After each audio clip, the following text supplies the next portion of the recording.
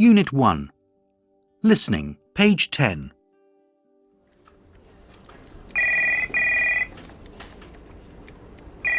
Skills Development College, Wolfgang Meyer speaking.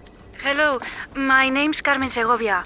I'm calling from Forest Insurance Company to make inquiries about the company training courses you run. Okay, let me take down some details. How do you spell forest? F-O-R-R-E-S-T. R-R-E-S-T. Okay. What sort of course are you looking for? Well, we'd like a course in advanced computer skills, and we were wondering if you do that sort of thing. The course is for a number of graduate trainees we recently taken on. Well, we do standard courses, which are 4 hours a week for 10 weeks. Or we can offer you tailor-made courses adapted for your particular needs. Yes, that sounds more what we're looking for. We're really thinking of a more intensive course for just 1 month. And that's fine. We can design a program which meets your requirements. You know your learning goals and training budget. Right. All the training you give is practical hands-on training, isn't it? I mean, it's not just theoretical, is it? Yes, all very hands-on. All students work on their individual computers.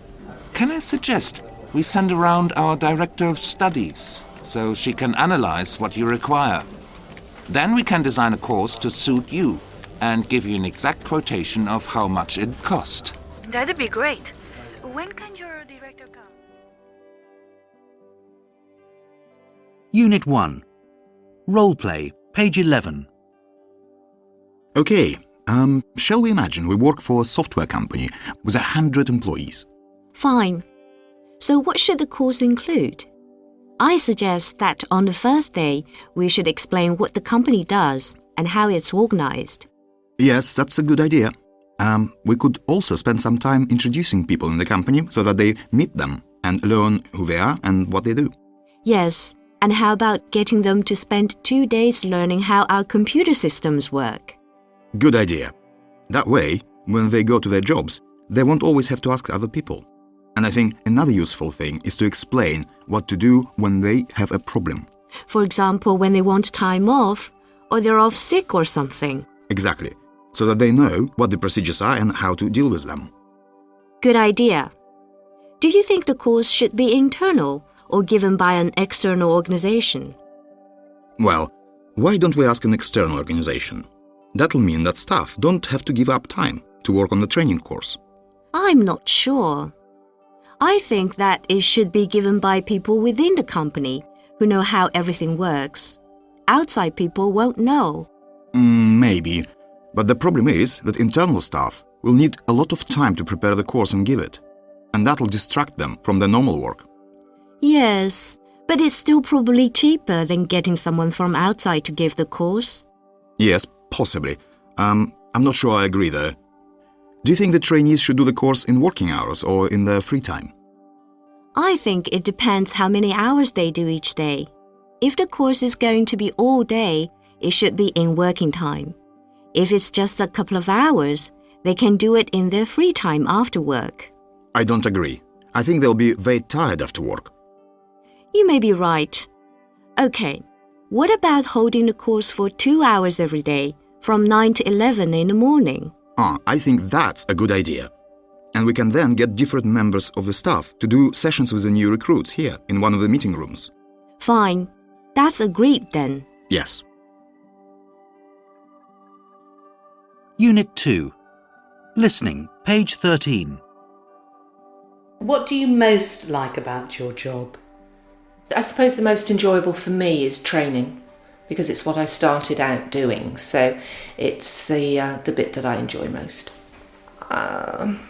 There's not many things that I dislike, to be honest. I suppose the most challenging part of it is when you're talking in the area of discipline or sometimes the firing part. That's one of our major considerations, is getting the right people in the right job to start with. If you employ the right people, you don't have a problem managing them once they're in the workplace. Our cashiers, obviously customer service is our major selling point when it comes to our company. If you employ a cashier who is naturally friendly, naturally smiles, naturally polite, it's not a problem.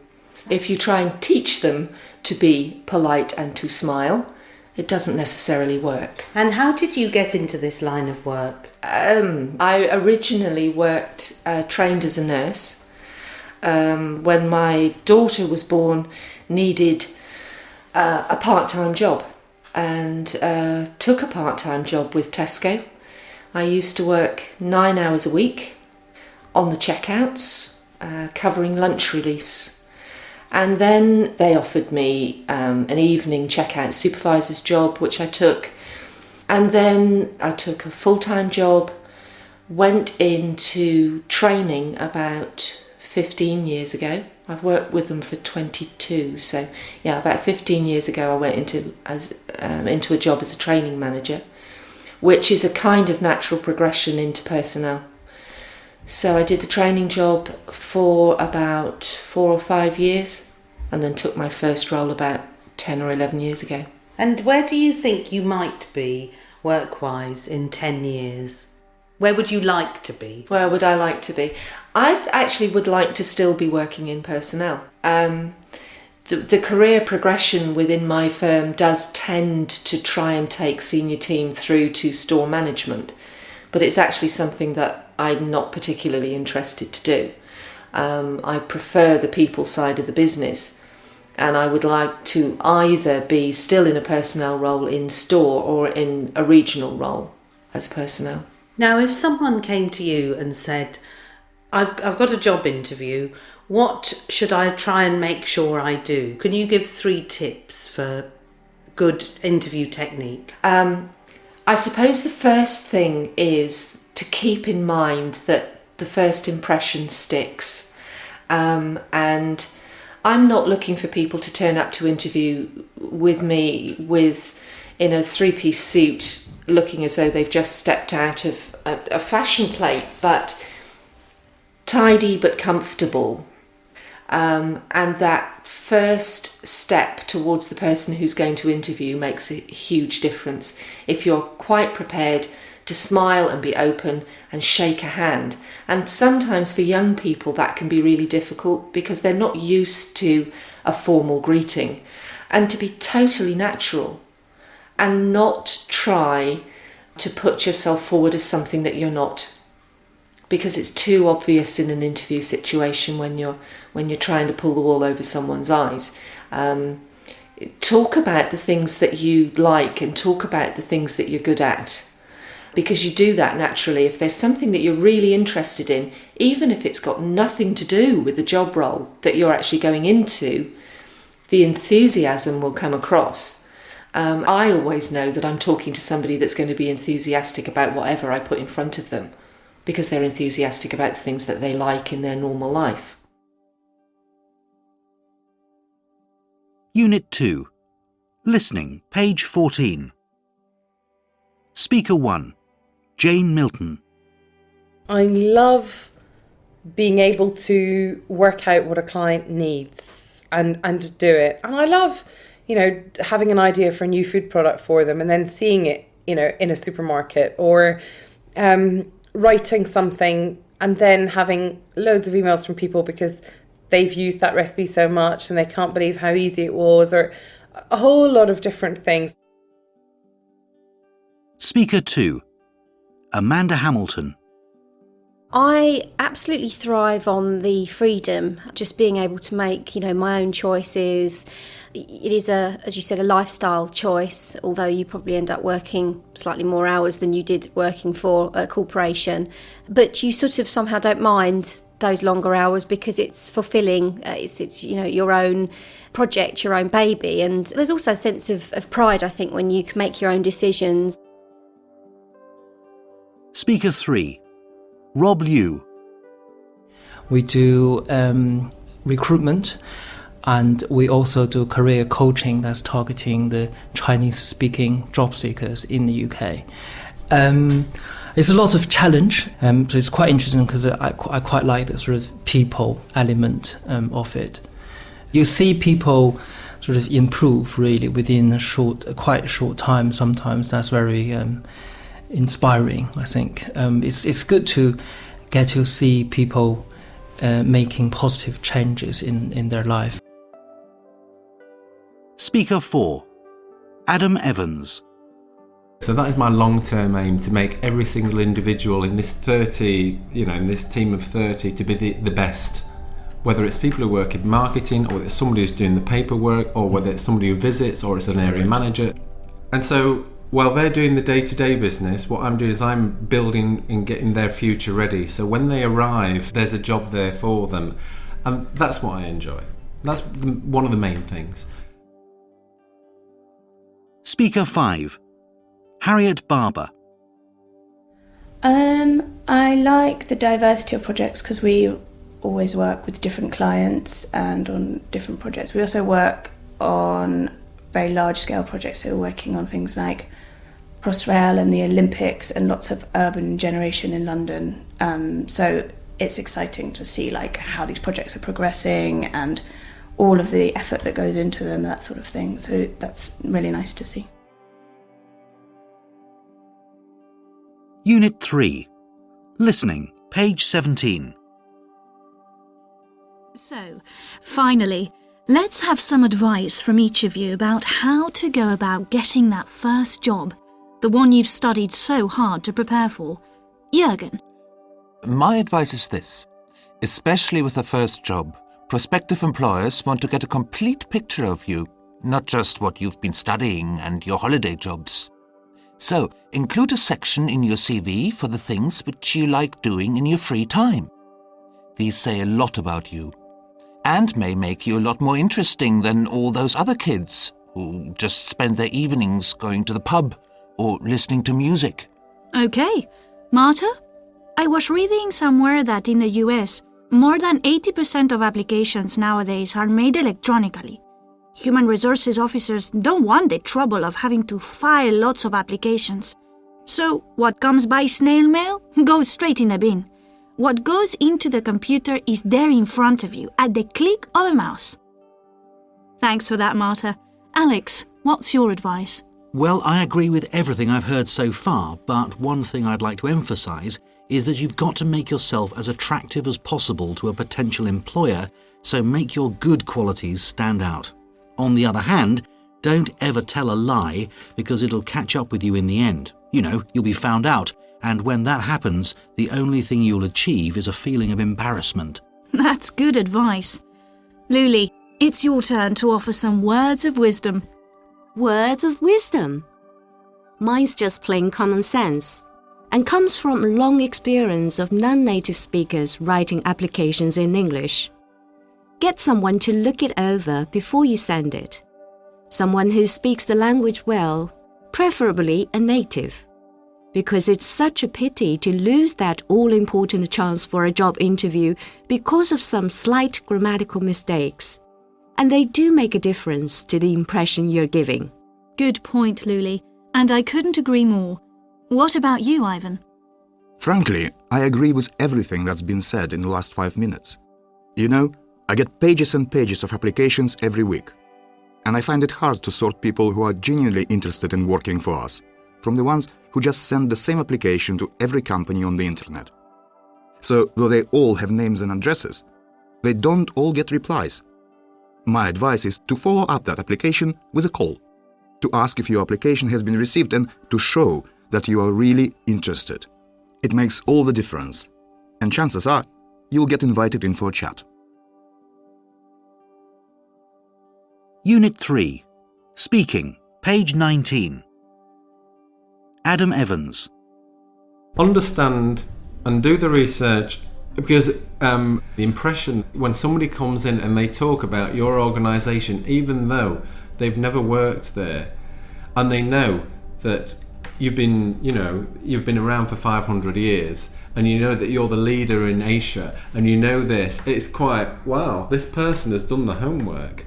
And it gives the impression that the candidate is really interested in the job. And that is wonderful. I mean, we just adopted a baby panda in China, from the Chinese government gave it to us, and somebody in an interview actually brought that out, and that was really quite surprising. I didn't expect that at all.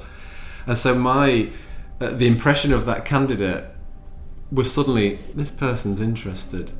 It's not just another job. Another piece of advice is, and I know it's difficult, is to be themselves, first and foremost. And how can you be yourself in an interview? That's the other thing, because you're not, because you're nervous. But let them look at the interview process as, if they were talking to me, who's the most nervous? Is it me or the candidate? Because I don't know the candidate and I need somebody for a position. And I would like them to work with me, but I have to sell that image. Now, on the other hand, they're nervous because they have to sell themselves as well. So I see it as a kind of 50-50. And if they can have that in mind, that it's a 50-50, the company needs them.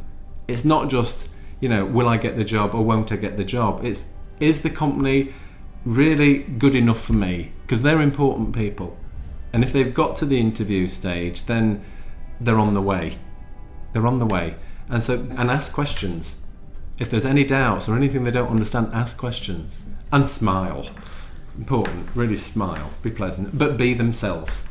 Definitely be themselves. Harriet Barber. I think one of the most important things is making sure that you understand the company and what they do and what their values are. And if possible, emailing and contacting them by some way. Sometimes they often won't reply, but now and again they will put you in contact with someone who will answer your questions. And the more you know, the more likely it is that you will understand them and you'll be able to portray yourself in a better light. I did a month or so work experience there before I started, just because I emailed someone and they said, yes, you can come in. And then when I applied for my job, part of the form said, do you know anyone in the company? So I could put all of that information down. And then when I was interviewed, I could talk about things I knew from the company and they already knew who I was. And so it was like I'd had a month-long interview, and they were much happier about taking someone that they were able to try sort of how they worked first before. Otherwise they've only met you for about 2 hours and then I'm not really sure. Unit 4. Getting started, page 20. So why are first impressions so important in business? Well, I think all our activities in business are driven by objectives, whether it's to get that first job or to achieve a sale. And I think psychologists generally agree that it takes only about 7 seconds for someone to form their first impression of you before you've even had a chance to open your mouth. And a first impression is very hard to change, isn't it? Exactly. Once it's been formed, you have to work much, much harder to change it. So, how you dress, the way your hair looks, even how clean your shoes are matters. And so does your body language. All these things tell people things about your attitude before you even get down to business. In fact, it accounts for 55% of the impression we form. Interesting. What other things influence our impressions? The sound of your voice accounts for 38% of the first impression. And surprisingly, because it's the thing we probably worry about most, the actual words we're going to use only account for 7% of the first impression. In other words, it's not what we say, but how we say it. Quite. But even more, how we look when we're saying it. It's all very subliminal and instinctive. And how does that work when you can't see the person? Say, you're on the phone. Well, that's interesting. Even on the phone, the actual words you choose are not nearly as important as the tone of your voice. It works at about 70% for tone and 30% for choice of words. So those sort of subconscious things are really crucial. Thank you. Unit 4. Listening, page 20.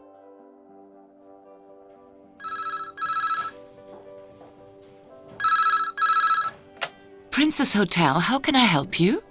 Good afternoon. My name is Alexei Kutsov, and I'm calling from Moscow. I want to book a meeting room while I'm in Geneva. Okay, sir. Let me get your details first. Could you give me your name again, please? Yeah, it's Alexei Kutsov. That's Kutzov. Fine, Mr. Kutzov. And can you tell me the name of your company so I can put it on the invoice? No problem. The name of my company is Top Flight International. Okay. And what size room would you like? Our smallest meeting rooms hold about 10 people, and our largest about 150. The smallest is fine. We'll be using it for job interviews.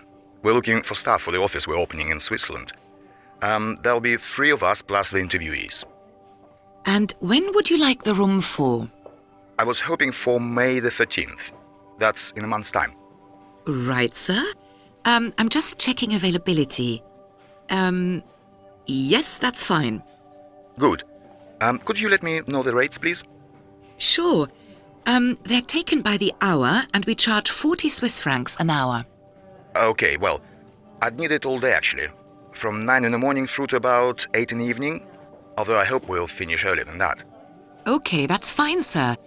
And is there anything else you'd like while you're here, Mr. Kutzov? Well, we're going to be interviewing 8 candidates for jobs, so could you provide tea and coffee during the day for interviewers and interviewees? Several of them will be traveling down from outside Geneva. No problem. We look forward to seeing you then, Mr. Kutzov. Thanks. Bye. Goodbye.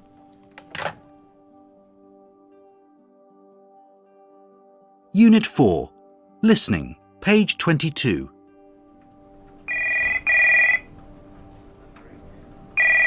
Posta Metals, Human Resources Department. Hello. Could I speak to Juanita Camps, please? Speaking. Good morning. My name's Vasily Kazankov. A friend of mine suggested I phone you because she told me you might have a vacancy for an office administrator. Yes, that's right. We haven't advertised it yet, but we'll be needing somebody. I see.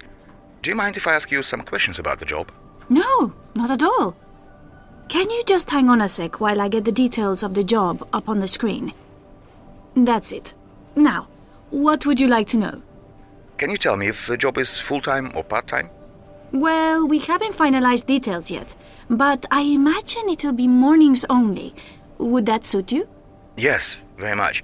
I'm interested in finding a job for while my children are at school. And what would the job consist of? Basic office administration, typing letters and reports, bookkeeping, that sort of thing. Do you have any experience of office work? Yes, I worked in the office for 10 years. When would the job start? Let's see. At the beginning of September, I imagine. Okay, and how should I make my application? Could you make it by email, please? It's so much easier to process that way. Yes, of course. Could you give me your email address then, please? Unit 5. Listening, page 28. Tesco were actually the first supermarket to introduce an own brand, and it was Tesco Tea, and that was before the supermarkets. The main reason for it, I would imagine, started off as overheads. If you're not paying a premium to another supplier to produce that brand, you also have much better control over the brand, the product that's going into the packet. And you also get recognition. So if Tesco produce a particularly good biscuit or a particularly good kind of coffee, you're building up all the time customer loyalty because they've got that Tesco brand in their cupboard and it's good and they'll go back to that store to get it. Some are cheaper, some are more expensive. Tesco own brand Finest, for instance, may be more expensive than a similar product, but it'll be much better quality and Tesco will be able to control that quality. Our value brands are branded specifically to be at a better price. And we can do that because we're a large business that, has an awful lot of product going through it. Unit 6. Listening, page 30. Now just explain exactly what chai is and how you came about it. Chai is actually a generic word for tea, and in India chai has been drunk for centuries in the same way that we would drink a normal cup of tea. It's a blend of spices mixed with milk, sugar and black tea. And in India, it's traditionally boiled on the side of train stations in huge woks where they'd freshly boil the ingredients and offer chai to thirsty commuters coming into the train station. In America, as they do, they've westernised the chai recipe and created many chai latte flavours, ready-to-drink chai options, and you can get chai in most groceries, delis and cafes in the US. The reason I'm mentioning the US is because that's where I discovered chai, not in India. And I should probably go back a step in that I actually had created mobile tea bars at train stations in the southeast. So the idea was to create upmarket tea bars where commuters could have coffee but have a nice range of maybe fruit teas, herbal teas, and this chai was the perfect addition to our diverse menu. We researched the market a lot and found very, very few people selling it in this country, but the only people that were importing it from America. Problem was, it cost a fortune to import, and the supply chain kept breaking down, and so customers would, get very annoyed with us. So really, the decision to try and create my own chai was born out of just supplying my own tea bars, not really anything wider than that. I should say it took a year in development. Some of the early recipes were horrible, and the beauty of having the tea bars was that you had a mini market testing tool and that I could take the recipes straight to the tea bars and let the customers decide, because they're the most important people. So we'd reached the point where the customers either couldn't tell the difference between mine and the US version, or they preferred it, and that was good enough to me. We stopped this US supply and I started solely supplying my own tea bars. If I was producing chai for my customers and they were enjoying it, why could that not be expanded on a wider scale, possibly selling to other cafe bars or even retail in supermarkets? So I decided to just approach the supermarkets and just see what they thought. Sent in samples to Tesco, really not expecting much back, and got a call back to say that they absolutely loved the samples and would be interested in meeting me. And so last summer we went in to have the meeting with the buyer and pitched my research in the US and how I thought it would be placed in the UK, and he offered 230 stores nationwide straight away, at which point my mouth dropped, rather like yours is now. And that was a massive turning point, obviously, because at that point I had to get a brand and packaging really quickly in about 6 weeks. And I didn't have a designer, and it was all just full on for that period of time. Unit 6. Listening. Page 31. Exercise 2. What do you think was most important or is most important when launching a new product? Testing that there's a sufficient market for it. I mean, are enough people going to want your product? Because there's no point in launching something that you're not going to have customers for. So that's why the tea bars were perfect market testing tool for me, because I could have launched a flavour or a drink that I thought might have been nice, but had not tested it on any customer base. So although it was a small market testing tool, it was effective. Unit 6. Listening. Page 31. Exercise 5. What promotional activities have you done? We've had write-ups in Slimming magazine, Delicious, most of the women's magazines, which is great.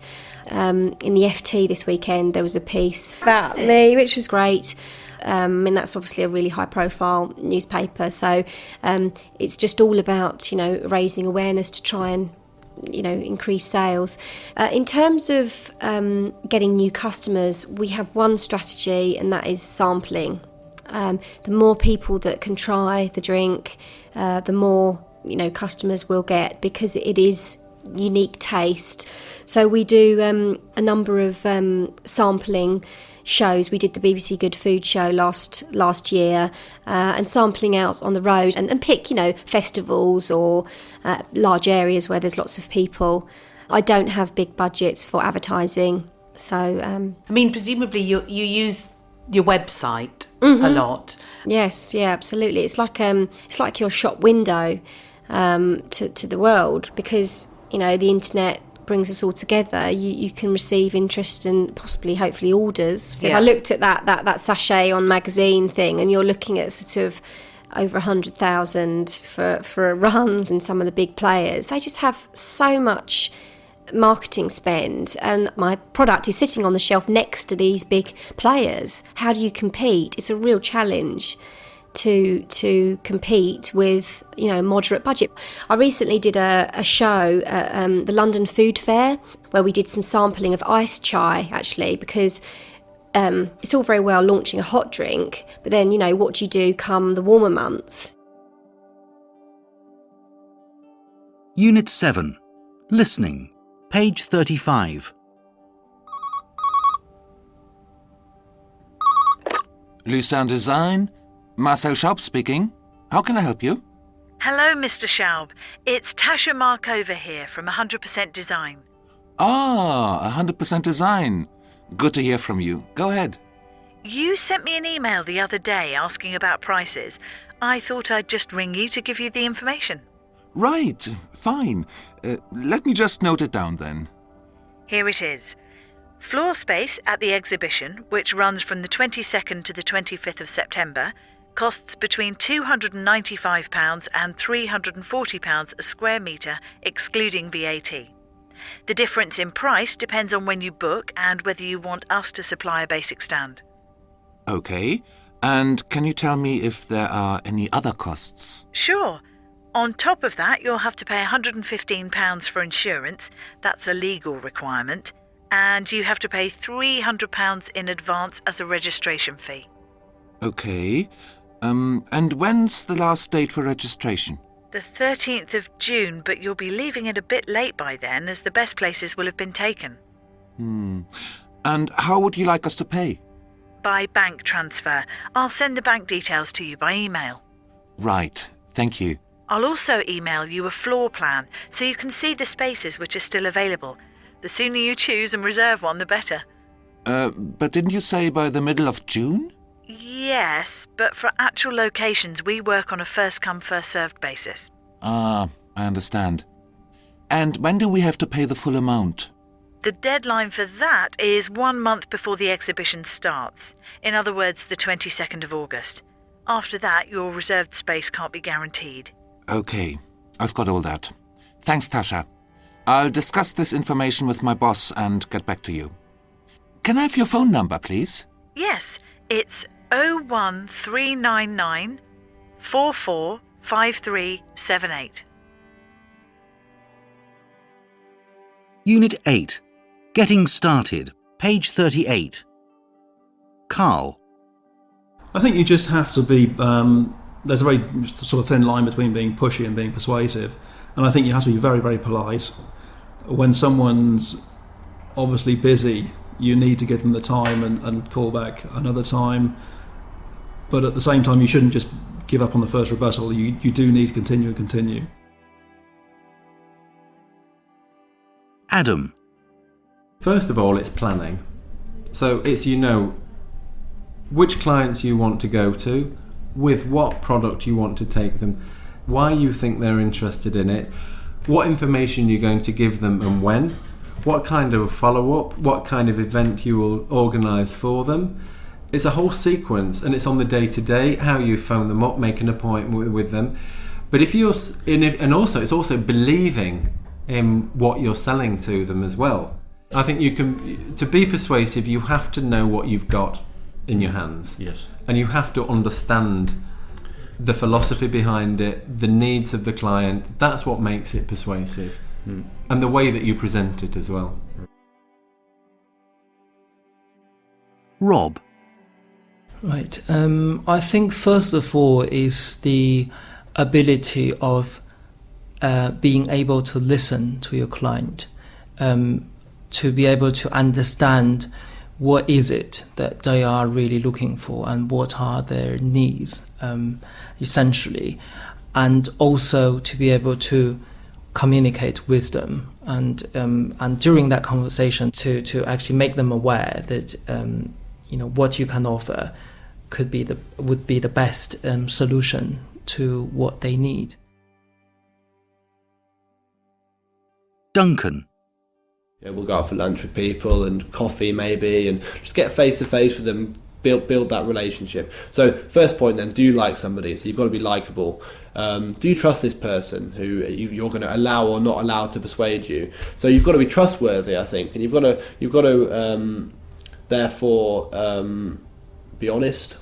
I think not everybody in business is, but when you speak to people who are senior, they tend to be honest guys who will tell it how it is really, and also know their limits. So if you don't know something, it's fine to say you don't know and say you'll go away and learn it. That's absolutely fine. But if you try and blag it or pretend that you know, then you're not going to be trusted by the person you're talking to. Unit 8. Speaking. Page 38. Hello, good morning. Helga Markowitz? My name's Jack Zhou, and this is my colleague Susie Chan. Hello, nice to meet you. So you managed to come, that's great. Hello, nice to meet you too. So this is your stand. Very smart. Thanks for inviting us, by the way. Well, we've been wanting to talk to you people for some time, and we like people to see our stand at a fair. Did you have a good trip? Yes, thanks. Very good. Yes, the airport's so convenient for this fair.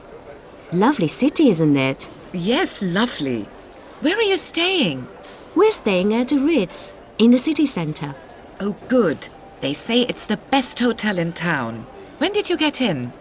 Just last night, but not too late. Oh, good.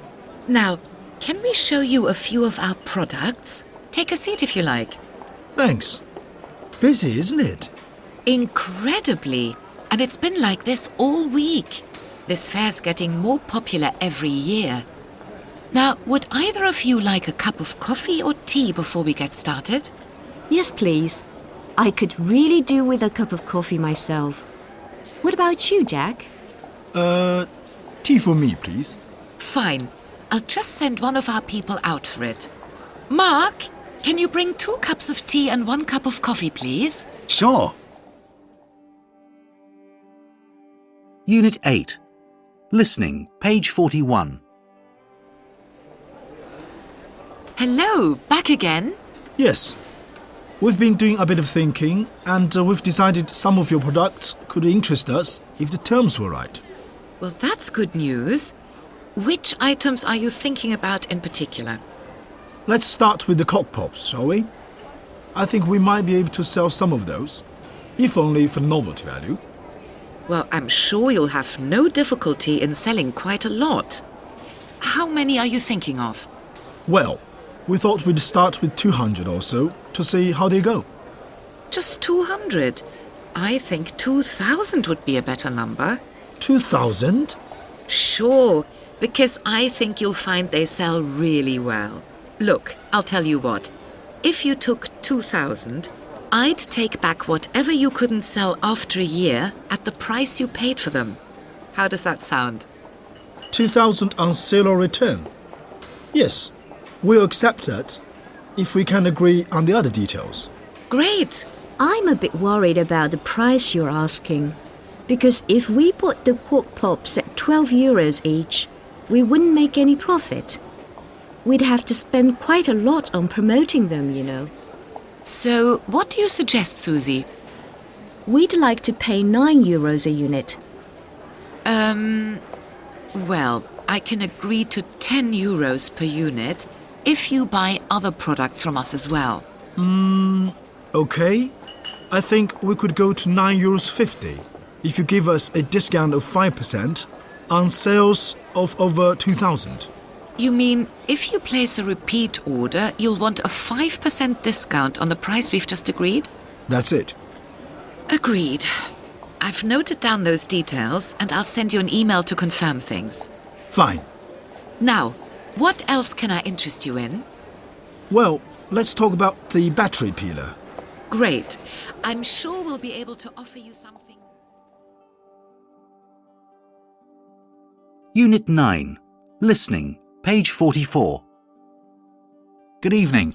Tonight on Building Your Future, we talk to 3 women who have made a go of starting their own businesses.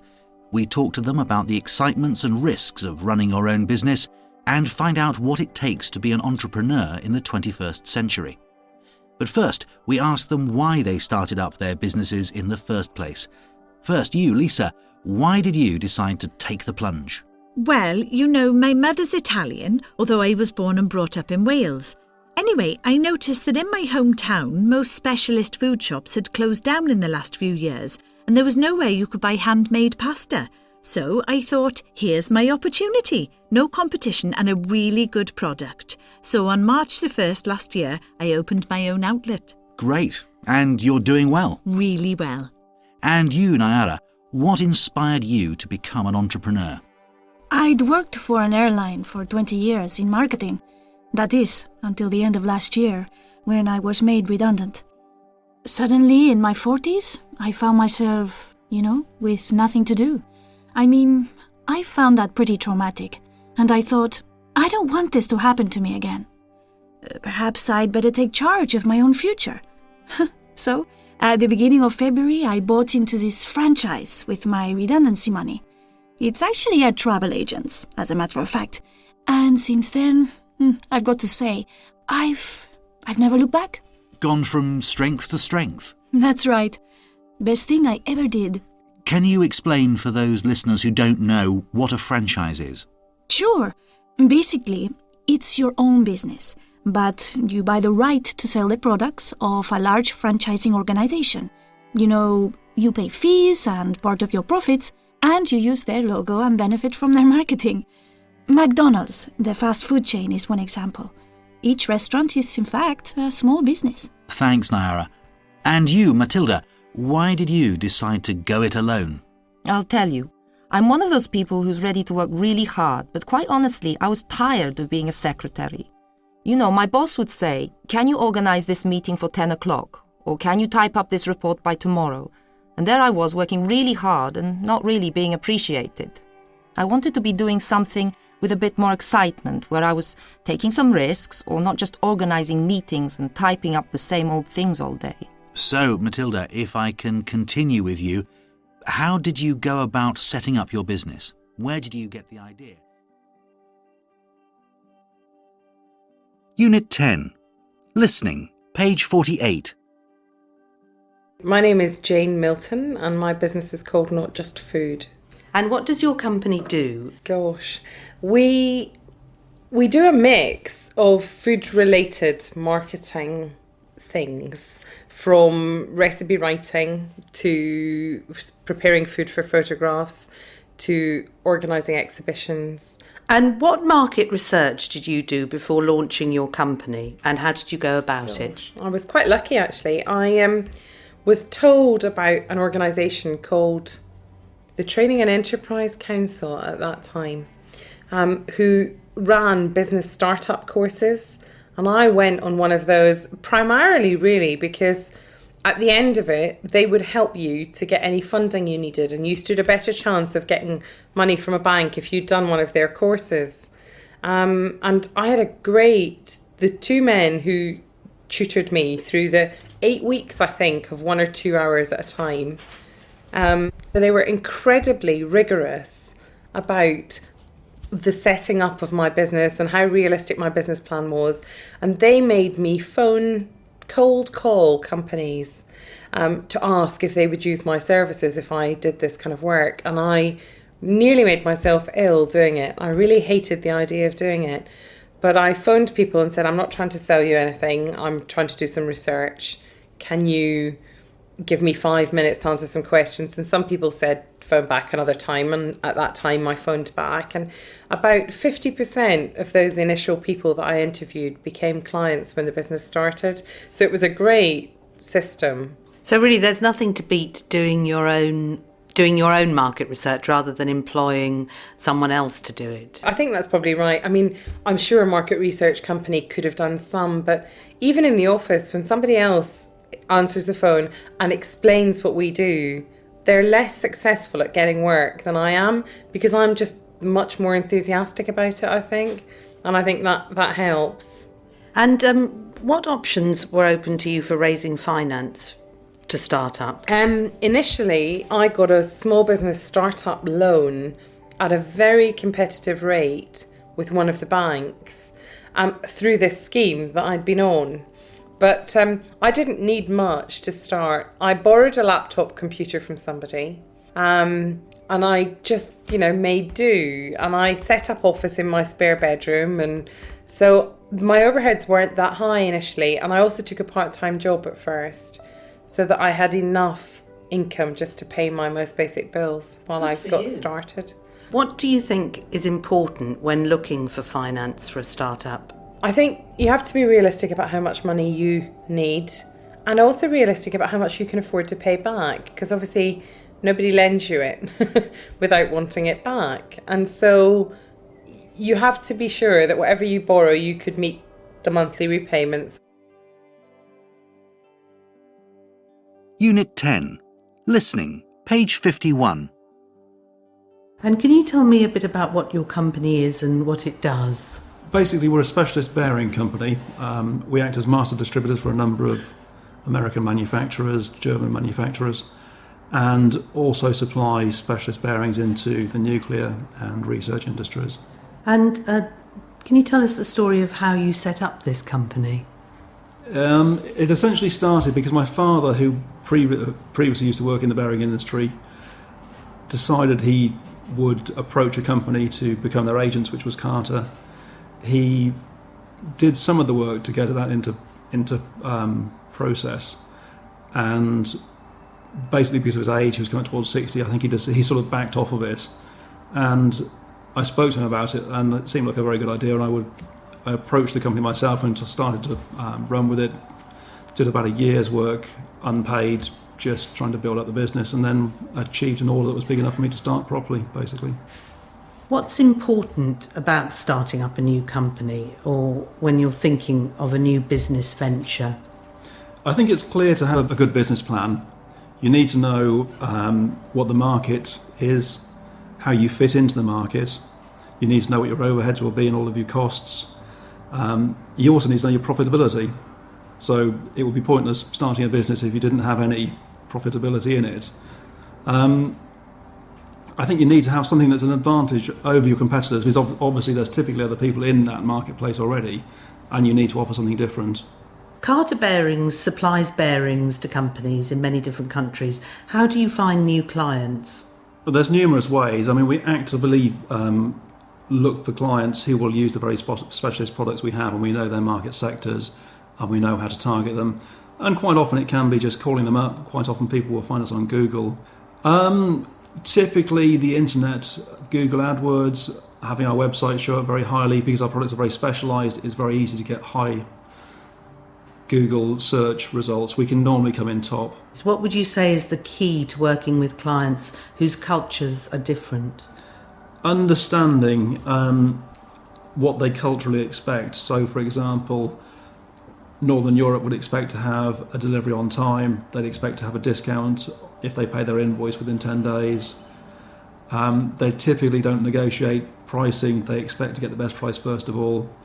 Whereas if we were working with somebody, for example, in a location such as Turkey or India, they'd expect to have a price given to them which they'd expect to negotiate down by 50% at least. So essentially all we do is we give them a 50% higher price and then negotiate down to where we want to be. How do you deal with clients whose level of English is not very high? Do you have any problems? I think it's definitely a matter of being very clear, particularly in written emails. People nowadays can put things through translation tools on the internet and So long as it's written very clearly, they can translate it quite clearly. Yes. It's ambiguity that's the problem. And I think that the thing is, one of the issues that we find is that younger people in particular like to have the sort of Facebook, MSM, backwards and forwards kind of email conversations.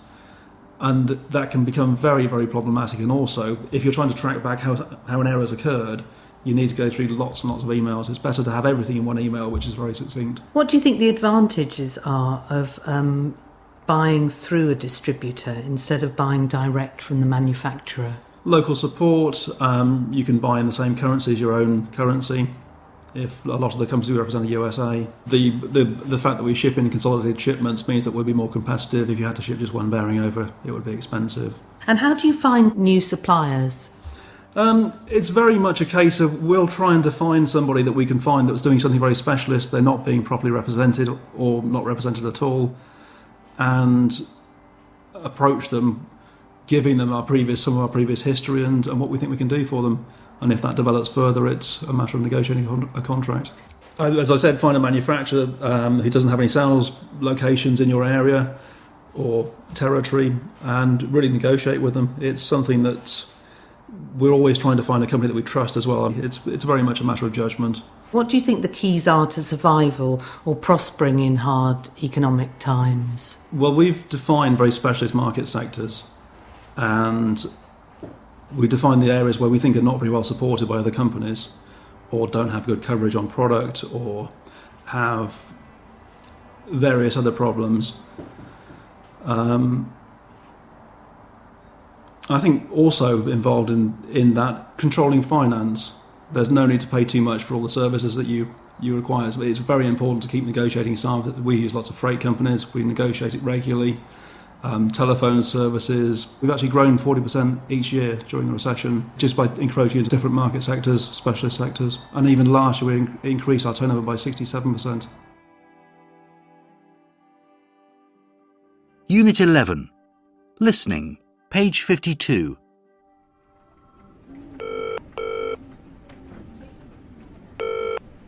Charles Langley? Hi, Charles. It's Alicia here. Alicia Flores. Oh, hello, Alicia. How are you doing? Fine, thanks, Charles. How are you? Very well. And what can I do for you? Well, it's about your email.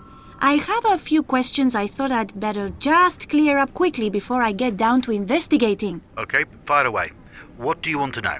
Well, it would be useful to know what sort of investment you're thinking of making in Europe. Well, this is all a bit hush-hush at this stage, but we're thinking in terms of 2 million euros in the first year. That's about 21 million rand at current exchange rates, for laboratories, equipment and office space. Wow, a major move then. Sure, but for biotechnology, we've got to be where the action is, and with a Central European location, we should be able to attract some of the best brains. So there'll be quite a lot of people employed there, I take it. We thought that we'd start with 10 of our own staff, drawn from different divisions around the world, and then if things go well, we'll build up to about 60 people. So the place you find must have room for expansion. Okay, I'll look for somewhere with plenty of office space. Will all the staff be recruited from our other divisions? A few, because we want a bit of cross-fertilization of ideas. That's one of our objectives, but mainly recruited in the local area.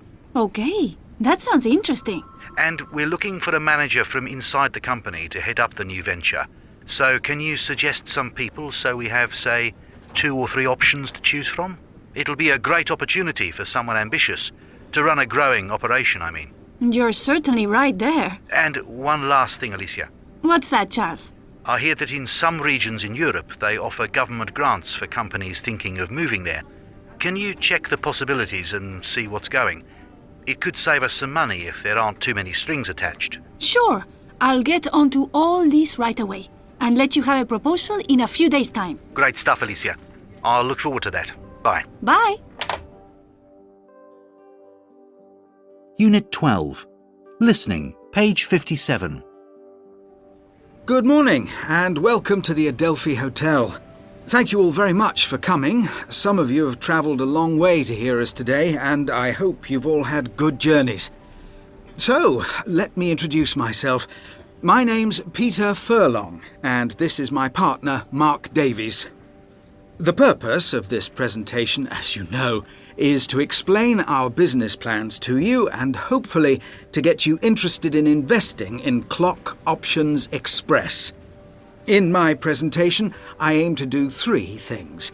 First, I'll give you a short summary of our main business idea. Then, I'll tell you the findings of the market research that we've been conducting. And finally, I'll outline our financial requirements and plans, which should show you what a sound and exciting investment Clock Options Express represents. If you have any questions you'd like to ask, I'll be happy to answer them at the end of the talk. So, let's start with my first point, our main business idea: information and advertising display panels.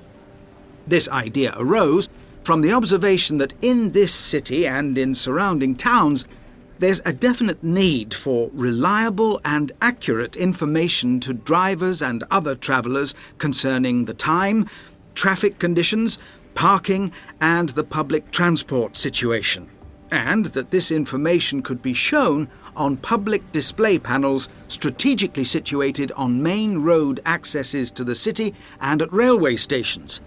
They'd be paid for by leasing advertising space on the same public display panels. Now, to move on to my second point, market research. We started last year by conducting a survey of over 2,000 motorists who travelled in this area over a 2-month period. Simultaneously, we commissioned a study of public transport users. The findings of these two investigations can be seen on this chart, which clearly shows that not only would the display panels attract interest arising from travellers' need for reliable information, but that they'd also be a major focus for advertisers who'd be prepared to pay premium rates for leasing space. And as you can see, our products have considerable market potential. I think that just about covers the market research, so let's deal with the third part of my presentation, which is to explain our financial requirements and plans. In this chart, you can see a breakdown of our initial costs into 5 main areas: suppliers, premises, equipment, staff, and marketing costs. Now, you'll notice that although we've tried to keep our requirements to a minimum, and I hope you'll agree that our concept's very valid and represents an extremely interesting investment opportunity. Now, if I can just summarise the main points again, they're as follows. First, we've got an interesting and useful product, which in this area is not on the market at the moment. Second, our market research with both travellers and potential advertisers shows a clear demand for our product and a readiness to buy into it. Finally, our initial financial requirements of just £500,000 in the first year are modest, and the potential return on investment makes this a very attractive opportunity for involvement in the start-up of a new business. So, finally, I'd like to finish off by saying that it's been a pleasure talking to you all, and thank you for your patience and interest in listening to me. Now, if you have any questions, please feel free to ask them. Unit 13. Speaking, page 63. I think there are 3 things which are really important when deciding whether to travel on business or not. First, and by far the most important, is meeting your customers, existing ones and potential ones. There's no way you can build the right sort of relationship, get them to like working with you and trust you, persuade them to buy more of your products, unless you meet them face to face and talk to them. You can't do this nearly so easily or effectively by, for example, talking on the phone or video conferencing. Secondly, and also vital, you have to explore new markets and see what possibilities exist in different places. The internet's very good for some basic research, but if you're going to make your business grow, you've got to get out there and see the potential markets for yourself. Finally, and also absolutely essential in today's global workplace, where your teams may be spread over several different countries, staff have to meet together from time to time and get to know each other. This builds team spirit, helps people to exchange ideas, and allows the company to communicate its values. All in all, if you want your company to grow, well-planned, tightly budgeted business travel's essential. And it's money well spent. Unit 13. Listening, page 65. Right, I've called this quick meeting because I've got to organise the annual sales conference this year, and I want to avoid a few of the pitfalls. I know you've all been to a good number of conferences of one kind or another over the years, so I'd be grateful for a bit of advice if you can. What can go wrong, do you think, Candice? Well, I really look forward to conferences, meeting colleagues from other offices and old friends who've moved to other jobs and other organisations. And it gets me out of the office in my working time. So, what I really look forward to is going somewhere exotic, somewhere I couldn't afford to go if it was me who was paying. I can remember a really awful conference held in some ugly industrial town just because it was easy for most delegates to get to, when what we really wanted was, somewhere a bit more unusual. They should have sent us to South America or the Far East or something. I mean, it didn't even work out cheaper in the end. Good point. What about you, Igor? I can remember a one-day conference which got off to a dreadful start because the woman who was going to give the first speech, very distinguished she was too, just couldn't handle the technology, I think she had a PowerPoint presentation prepared, but she couldn't make it work. Mind you, it wasn't the computer or anything like that, it was her. And she got nervous and lost her place, started repeating herself, and it spoiled the whole day. Got everyone in a bad, uncooperative state of mind. She really should have practiced a bit beforehand. It's not that difficult. OK, thanks, Igor. And you, Paula? I can tell you about a conference held in a lovely old 19th century hotel in Oslo. The place really wasn't suited to the sort of conference this was supposed to be. For instance, the keynote speech was in the dance hall, with everyone sitting on plastic chairs and nowhere to take notes. They should have hired one of those purpose-built conference centers. The organizers, I mean. Much better. Decent air-conditioned lecture theatres, comfortable padded seating. Yes, but more expensive, I guess. Sure, but it gives a better impression. You're right about that, but I can tell you what most upset me. What's that, Harry? It was the people. The people? But you go to a conference to meet people, Harry. Be reasonable. No, the people hired to run the conference. The stewards and receptionists. This was that sales conference a number of years ago now. You might remember it. You were there. They were all so rude and offhand. I just don't think they'd been given any training in customer service. So we were lost and fed up. It completely ruined the 4 days we were there. And it was a lovely place. Should have been a great conference. So we have to make sure we get the right people. Finally, you, Susan.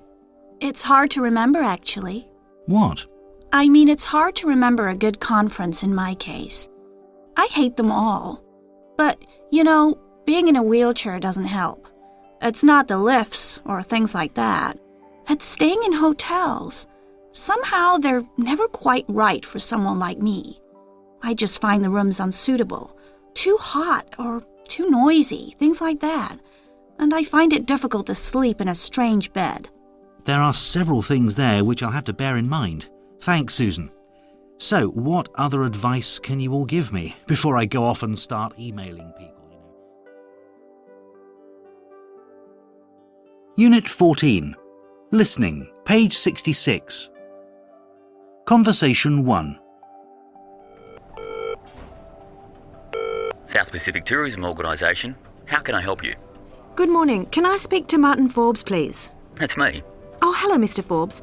This is Sally McBride from Pacific Events. Good morning. Call me Martin, by the way. Okay, and I'm Sally. Right, Sally. What can I do for you? I just wanted to clear up a few details of the conference events we're organising for you, and then we can send you an estimate. Right. Tell me what you need to know, and I'll see if I can help you. Yes. Well, first I've got to have numbers. Delegates, partners, husbands, wives and so on. For the transport as much as anything else. So far we've got 550 who've booked up. I don't think there'll be any more because the closing date was last week. Does that include partners? No, I'll have to email you the number of partners because I haven't counted them yet. Fine. And there'll be 8 guest speakers. 8. Yes, who'll want picking up from the airport by car, not in your fleet of buses. Right. You'll let me know when they're arriving in due course, won't you? Just as soon as I know. Now, special events. You wanted a traditional dance for the opening ceremony, didn't you? Yes, that'd be great. Everyone enjoys that. Yes, and it gets everyone in a positive mood after their journeys. I'll book the dancers. At the gala dinner, there are going to be fireworks, I see in my notes? Yes, but you'll have to liaise with Air New Zealand about those because they'll want the company logo on the program if they're paying for them. Sure. Well, I think that's all my queries for the time being. Well, if you need anything else, just pick up the phone or drop me an email. I will, thanks. Bye. Bye. Conversation 2. National Auditorium. Hello, can I speak to Sam Fingal, please? He's not in the office at the moment. I'm Hannah, his assistant. Can I help you instead? Sure. My name's Sally McBride from Pacific Events, and I'm calling to find out about equipment at the auditorium for the conference in October. Okay, what would you like to know? Can you tell me what you've got in the main conference room? Well, it's quite big, so there are no flip charts or anything like that. Delegates wouldn't see them. Basically, a screen and a projector. Okay. You say the place is big. Will people be able to hear the speakers easily? There's a microphone, of course, for those who want it. And what about a computer link into the projector? Yes, we've got that, so just advise your speakers to bring a pen drive with their presentation on it. Okay, I'll note that down and make sure they do. They're all old hands on the conference circuit. Good. Anything else? Yes, what about in the meeting rooms? What equipment have you got there? All rooms have screens and data projectors, and we can supply good quality sound equipment on request. Oh, I'd better note that down for the information sheet. On request, just so people know. That's right. Just out of interest, several companies will be wanting to put up exhibition stands. Is there somewhere they can do that? We've got a large reception area, which is normally used for that. Good. And what's the weather like in October? Pretty hot, I suppose? Quite warm if you're not used to it. So, will people be able to get something to drink? Oh, yes. We always offer free refreshments round the clock to delegates at conferences. It's part of the service. Wonderful. Anything else you'd like to know? No, I think that's just about everything on my list. Thanks. You've been very helpful. It's my pleasure. Look forward to meeting you at the conference then. Goodbye. Me too. Goodbye and have a good day. Thanks. Bye.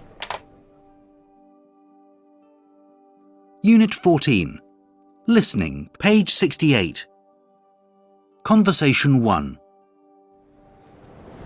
You know, it's a pretty intractable problem, the one we've got. I know. We had something similar a few years ago, and actually we went to Ireland and Strong. You know, they're based in Boston and they're not cheap, but actually they sorted out the financial implications pretty quick, so I'd suggest trying them. If you're interested, I could give you their number, and I'll tell you who we found was... Conversation 2. What you're talking about is exactly the sort of thing we specialise in. That's what I thought, and actually you were recommended to me by Jerry Linklater, so if you'd like to do the job, we'd be delighted to give it to you. We'd pay you more than the market rate, I guess, though I'd have to clear those details with my colleagues, of course. Conversation 3. No, I feel that after 5 years in this job, it's time I was moving on and doing something a bit more challenging. Well, for the sort of work you're looking for, I'd have thought Niall Parker's would be ideal. In fact, I know someone in human resources there, and if there's an opening in marketing, I'm sure he'd know. Would you like me to give him a ring? It'd be better than you cold calling. Conversation 4. Well, the service you're offering is great, of course, but it's the way you brought it to market that was really clever. It's such a neat idea. In fact, I wish we'd thought of it ourselves. Not that we'd want to copy you. Thanks, Maria. Yes, we're pretty proud of that one. Conversation 5. Well, I think your ideas are really interesting. We should talk about this some more. I'd be happy to. And I'm sure we could do some pretty profitable business together.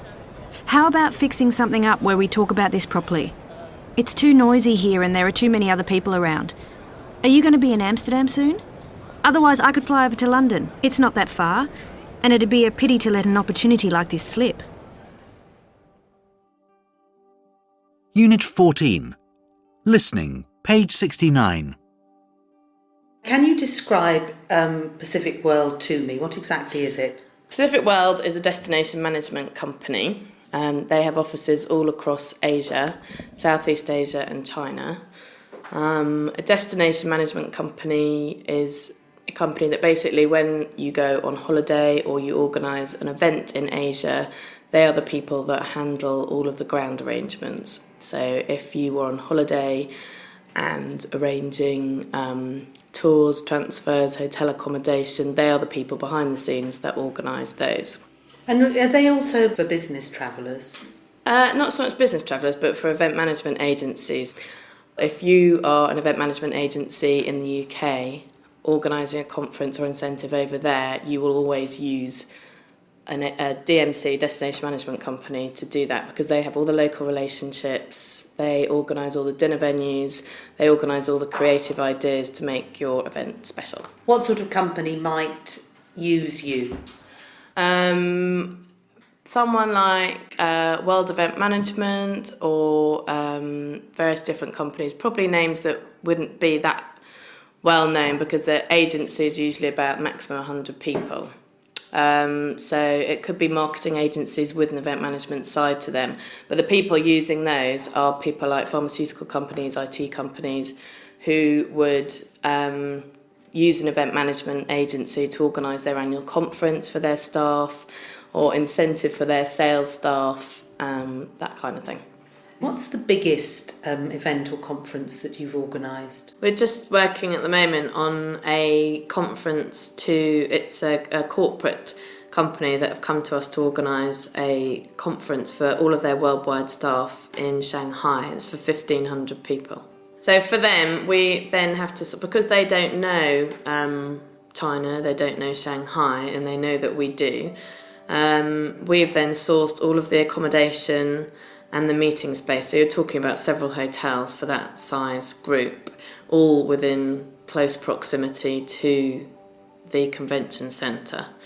I think China more than anywhere is based very much on relationships. No business is done on a phone call or an email. You can't phone up and say, have you got availability for this? You have to take them out for lunch and talk weeks in advance for things. So I think in that sense, China is one of the places where you absolutely have to use a destination management company. You can't get in through another angle. But yeah, so for them, apart from organising all the meeting facilities, then you'd have to do transfers from all the hotels, a social programme which will involve different evenings entertainment with I think they've got a big welcome dinner on the first night and a big gala dinner on the last night. But because it's all different nationalities as well, they'll organise translators, English-speaking staff, any kind of documentation that you need while you're there. Why have they chosen Shanghai? They were looking at Shanghai and Europe. Shanghai's got huge facilities for large meetings because it is booming.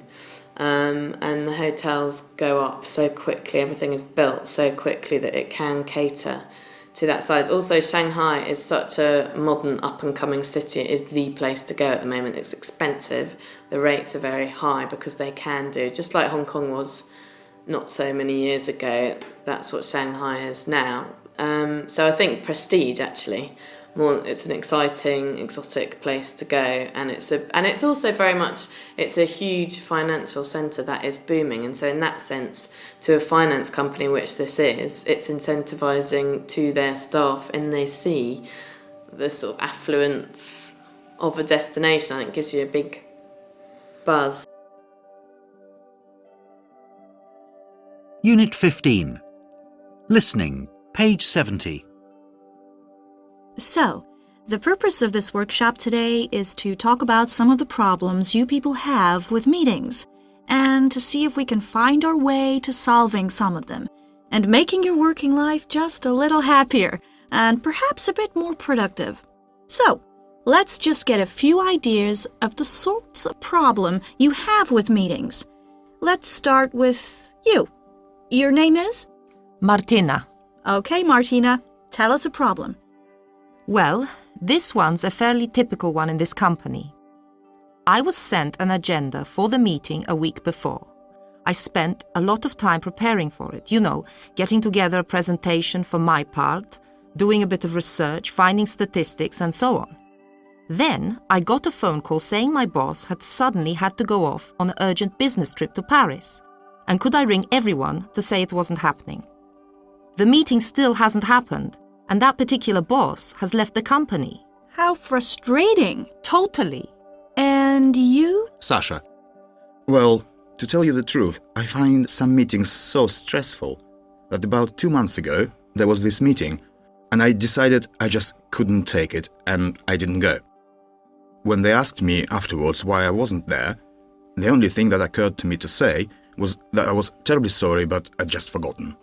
What is it that makes meetings so stressful in this company? Oh, I can tell you that. My name is Mei Ling, by the way. What makes meetings so stressful is that we never seem to reach any decisions. I'm probably especially to blame for this because I run a lot of meetings myself, and it's really my job to get the participants to reach a conclusion. But, for example, the one I held yesterday ended in chaos with everyone talking at once. Well, that's a problem we can certainly work on. Now, finally you. Paul. Okay, Paul. What problem would you like to mention? Well, I'm the assistant office manager, and one of my jobs is to get people to go to meetings and find a time when everyone can make it. The trouble is, everyone's so busy that it's sometimes nearly impossible. Take a meeting I was arranging last week for senior managers. I spent nearly an entire morning calling them and emailing them until I finally found a time they could all meet. Well, we've certainly got a good range of problems here. So, let's continue by looking at some potential solutions. Unit 15. Listening, page 73. Well, hello everyone. Let's start, shall we? Now, you've all seen the agenda, which I circulated to you last week, so you've had time to think about this. Just the one question. We want to be in the Chinese market. How do we get there? Sandra, what do you think? Well, Barry, I think we should start by finding a distributor. Perhaps we should visit the country and meet a few possible distributors first. Get the feel of the place. Yes, and do some market research while we're about it. I'm not sure. Mark? Personally, I feel that market research is something best left to market researchers, not to export department managers like ourselves, who don't even speak the language. Yes, but the distributors will have a pretty good idea of the market, don't you think? If you know them, and if you know that they aren't exaggerating things. Frankly, I think that first we need an independent market research firm to tell us what we can sell, how much we can sell, and how to sell it. That's right. We've got the money for it, and it's what we'd do if we were going to develop and market a new product in this country. That's true. So let's begin with market research. Still, I think your idea, Sandra, of visiting the country and getting a feel for it is a good one. Would you like to volunteer for that? Sure. And perhaps you'd like to come with me so we can get a different point of view. Unit 16. Listening, page 74. What's important when meeting customers? Planning is the most important. Planning the time and the way that you're going to deal and which centres you're going to visit. If, for example, I'm a sales rep in an area and I've got 20 competing sales reps, well, in fact, they're probably about more 80. They will visit far more centres than I'll be able to. I can't even attempt to visit the same amount. It's impossible. And also, I'll tell you how we organise it. In December, what we'll do is we'll say, okay, where do we want to go next year? What products have we got coming out? What sales do I have to achieve? And then we'll make a list of the different areas, different centres where we think we can get those sales. And that includes the customers we have already. We have to look after those. And then we'll say, okay, our competitors are also going to go for these customers. But I know my products far better than competitors do. So the potential for a much stronger relationship for them to trust me is higher than our competitors. I will visit these clients and potential clients with the same rhythm that the competitors will.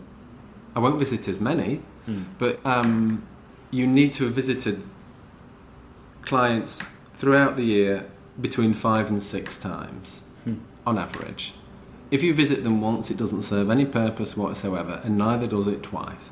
But if you can visit them 5 or 6 times, your competitors can't develop that relationship. And it's funny, the other day I was in an interview and the director of the whole project said to me, Adam, what I don't want is a sales rep to come in and visit me in the month of May, and then he doesn't appear again to the following month of May. And I said, well, neither do we. Okay? We want to look after you. We've got a whole plan to involve our clients and potential clients that's very attractive. So we can't compete on numbers, we're a much smaller team, but we can compete on, let's say, the quality of the visits that we do and the number of visits that we do.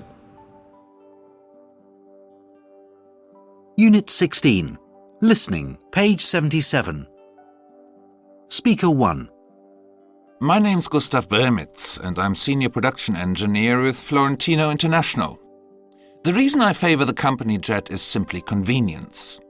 Normally, when I fly, I'm on my way to solve some production problem, and I never know before I arrive how long it's going to take. So, by having the aircraft waiting, I don't have to depend on the departure times of commercial flights. Speaker 2. I'm Pascuala Fernandez, Senior Account Manager. I should say that about 75% of the time I'm in the office is spent in meetings. If I can get some of those done while I'm flying, it leaves time for other work when I arrive. On commercial flights, they're just impossible. Speaker 3. My name's Patricia Krawiec, and I'm Chief Sales Director for Florentino International. I take the private jet simply because it's quicker, and since in our business time's very definitely money, it probably saves money as well. Unit 17. Listening, page 80. So, Felicity Bannerman, can you explain for us, please, how the social media are an opportunity for companies? Yes, many companies are realizing this is an opportunity which is too good to miss, especially because using social media is a change they can make which won't hurt their budgets. It's cheap in comparison with other types of public relations. Really, the only cost you have are the people you employ to run or monitor the media, and there are lots of people around with the right technical skills. Lots of people have social media accounts and know how to handle them, and so it's a really good way of getting in contact with younger consumers especially. Interesting. But there must be some pitfalls for companies trying to use these media, aren't there? Yes, I'd say the most common mistake that companies make is to treat the social media as if it was somewhere to advertise. You know, they just put up their brand message and expect the public to accept it. This is wrong and provokes a very negative reaction. People who use them expect to be communicating with each other. When I'm consulted, one of the recommendations I make to companies is that they need to train their staff to listen to customers and potential customers. The process must become a conversation, otherwise the exercise becomes counterproductive. Do you have any good stories of successful use of these media? Several. For example, a few years ago, Coca-Cola discovered 2 unemployed actors who were running an unofficial page devoted to their company. They gave them a job and asked them to continue running the page in an official capacity. It's been hugely successful, and according to research which the company conducted, the page itself has a phenomenal number of followers, about 25 million at the last count. Amazing. But what about small businesses? Well, I know of quite a few small businesses who use Twitter to talk to their customers. They've got some new product or something, or they've decided to promote it with a special offer. So they send out a tweet, which people pick up on their phones or iPads, and 20 minutes later, they're popping into the shop. It's very effective and costs next to nothing. Felicity Bannerman, thank you. Thank you. Unit 18. Listening. Page 87. Can you tell me about your job and what you do and what it involves? I'm an environmental consultant, but more specifically environmental impact assessment. It's to do mostly with planning for construction of new buildings. That's where the majority of our work is, and it's if you build something, you can't just build whatever you like. In the way that you seek planning permission, part of it is environmental permission. And so we do the evaluation of the impact the development would have if it were built on the environment as it stands now. And we do it from ecological point of view, air quality. So when a new client comes to you, what is their objective? It depends. Some businesses are obliged to report their emissions and waste and all of that sort of thing. So they may ask for help with how they should do their report. Some people just want to, for the sake of their reputation and energy saving, money saving, all sorts of different reasons. But generally it works well if it's not just that they're reporting it. If they're monitoring it, then once they have the data and the figures, it's like the best time for them to then start managing what they're doing. And so if it's a combined system of reporting, monitoring and managing all together, they can have the most sort of efficient impact. And that's what we would usually try and encourage people to do. And in general, what can any company do to become greener? I think thinking about it is the first step, and identifying your main areas of environmental impact. So even if you're just a one-person office, it's probably going to be waste because you're throwing out paper and that sort of thing. So if you just as one person thought about that, you could probably halve it by just not printing everything or reusing paper, that sort of thing. And so then it's just on a larger scale with a larger company. So it's also telling your staff that you want to reduce your environmental impact so that you can get everyone involved with it. Because if you have a policy and no one knows about it, then it's completely pointless. And what attracted you to this career? Well, I did a science degree for my first degree, and then I didn't really want to work just in a research lab. Although I enjoyed it, I didn't find the diversity that interesting, and it was very focused on one project in one lab. And then I wanted to do something similar that used science skills but not solely science. So I decided to do a master's in environmental science. What do you think about new technology? I mean, the business world's gone through a huge process of change. What changes do you see might present themselves in the future? I think there's quite a big move towards people working remotely from home or whatever location they want, and not having so many fixed desks in an office, because that's where they're paying their overheads. And the majority of people, if they're on the internet and all of the files are accessible to everyone, they don't need to be physically sitting in an office. And I think that's where a lot of companies in London expend a lot of money, because rents are so high and service charges and everything like that. If they can reduce the office space they need and maybe focus on just meetings as and when with their project teams, I think that's probably what people want to do. And can you prepare yourself for that change? Yeah, I mean, I think you do lose something in not sitting next to the people you work with. And it also means that you can't ask a quick question. So I think when you're new, it's really valuable to have people around you. And perhaps it will just be that more senior people do that, or people who know that they've got enough work to cover them for the next couple of weeks will only come in when they need to see someone. But yeah, I do think it's a shame that you lose the social element of the office, and that is something that's really nice about working in big teams and that sort of thing. Unit 19. Listening, page 88. What do you think of these proposals, Linda? What do I think? Well, I'm all in favor, if I can tie it into my work.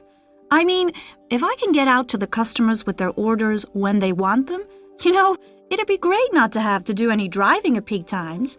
And I'd find the job a lot more relaxing. You know what I mean? I get really uptight driving in rush hour. Thanks, Linda. Now, Constantine, your turn. What do you think? Well, it's going to take a bit of organizing and getting used to down on the shop floor, especially for me, as I have to do all the organizing and keep our output on schedule. But it should make folks happier. And that'd be great, because there are far too many people going off on sick leave just now. So it's worth giving it a try, just to cut down on that. So you're in favour despite the possible extra workload for you? On balance, yes. And what about you, Olivia? I think it'd be great, because between my husband and me, we'd have more time for being with the kids. In my case, at the moment, I do 9 to 5 every day, but my boss works very flexible hours. Sometimes he doesn't come in till just before a board meeting. Sometimes he works till 10 at night, especially if he's video conferencing with China or Brazil or somewhere. So I don't see why my timetable shouldn't be just as flexible. As long as I get my work done. OK, and what about you, Chung? I have to be flexible anyway, so I don't reckon much to the proposals personally. I mean, I have to come in and fix things when they break down, even if it is the middle of the night. But I reckon that if flexibility keeps the staff happy, so they don't go off and find another job, that'd be a good thing. Lots of the breakdowns are caused by new staff handling the equipment without proper training. That's a very good point. And what do you think, Martin? I think they're a great idea. I've got this idea that I'd like to take some time out. I've always wanted to travel and see a bit of the world, and have a break from spending all day with figures, balance sheets, profit and loss, cash flow. Just for a year or two, while I'm still young enough.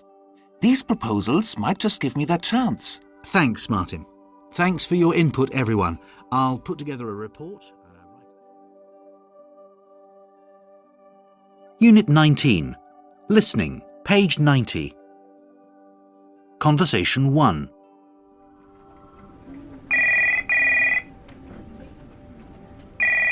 Katrin Rainer? Oh, hello, Katrin. It's Li Chen here. Do you remember me? I'm one of the senior managers from logistics. Oh, hi, Chen. How are you doing? Long time no see. That's right. We're very busy right now. Can hardly keep up with the orders. Well, that's good. Better to have too much work than too little. You're right there. Anyway, that's really what I'm calling about. Our problem is keeping up with orders. And part of the reason for that is that our internet connection just isn't fast enough. I mean, it's just not up to the load. Well, that's not really my department. You need to... I know, but I thought since you're doing the staff survey to improve working conditions, I'd mention it to you as well. Okay, but I can only pass on your complaint, which you could really make direct just as effectively. Sure. You see, where we run into difficulties is when we track orders in real time. It just doesn't work the way it should, and we really have to be able to do that. So, what do you want me to do about it? Well, I think it would benefit you as well. It's not that we need to get new equipment. That's fine. But we probably need a new service provider, someone who can offer us better bandwidth. Yes, I see what you mean. Okay, I'll put in a request as well with the powers that be. Great, thanks. Conversation 2.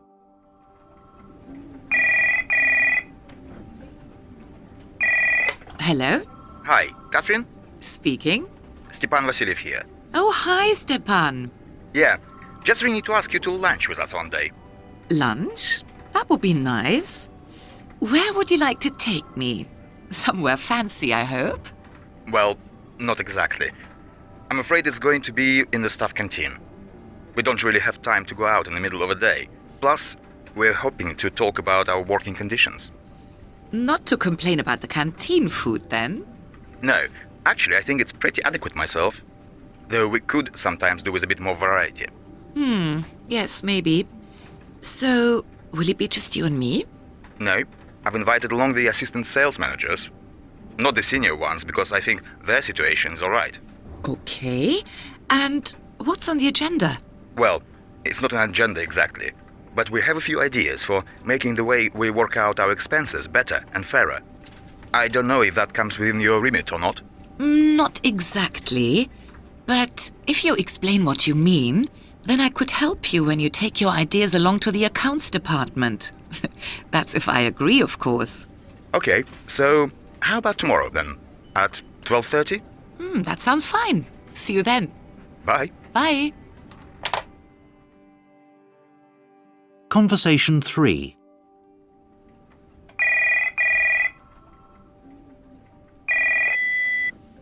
I'm out of the office at the moment. If you want to leave me a message, please speak after the beep. Hello, Catherine. This is Manuela Ferrer here. I'm calling about the staff survey which you've been carrying out. Just ready to say that I'm fine about almost all the proposals in it. I'm really interested in the flexible working suggestion. That's something I'd really like to take advantage of. But I'd be interested in seeing how it's all going to work in practice. So, really, I'm ringing to offer to be a part of the working party that's going to look at how to implement the changes. I've been thinking about it quite a bit and have 1 or 2 suggestions. Basically, I think every department in the company should send one representative who can then sort of, channel ideas from the colleagues. I also thought it might be a good opportunity to get other suggestions and recommendations from staff by making use of one of those social media websites, so the thing becomes more of a dialogue. What do you think? Please, bring me back when you have a moment. Bye. Unit 20. Listening, page 94. Is the IT industry changing a lot? Or is it still basically the same as it was 20 years ago? I think it's changing massively quickly. We need good people more than ever needed good people before. That's because the industry is becoming more complex.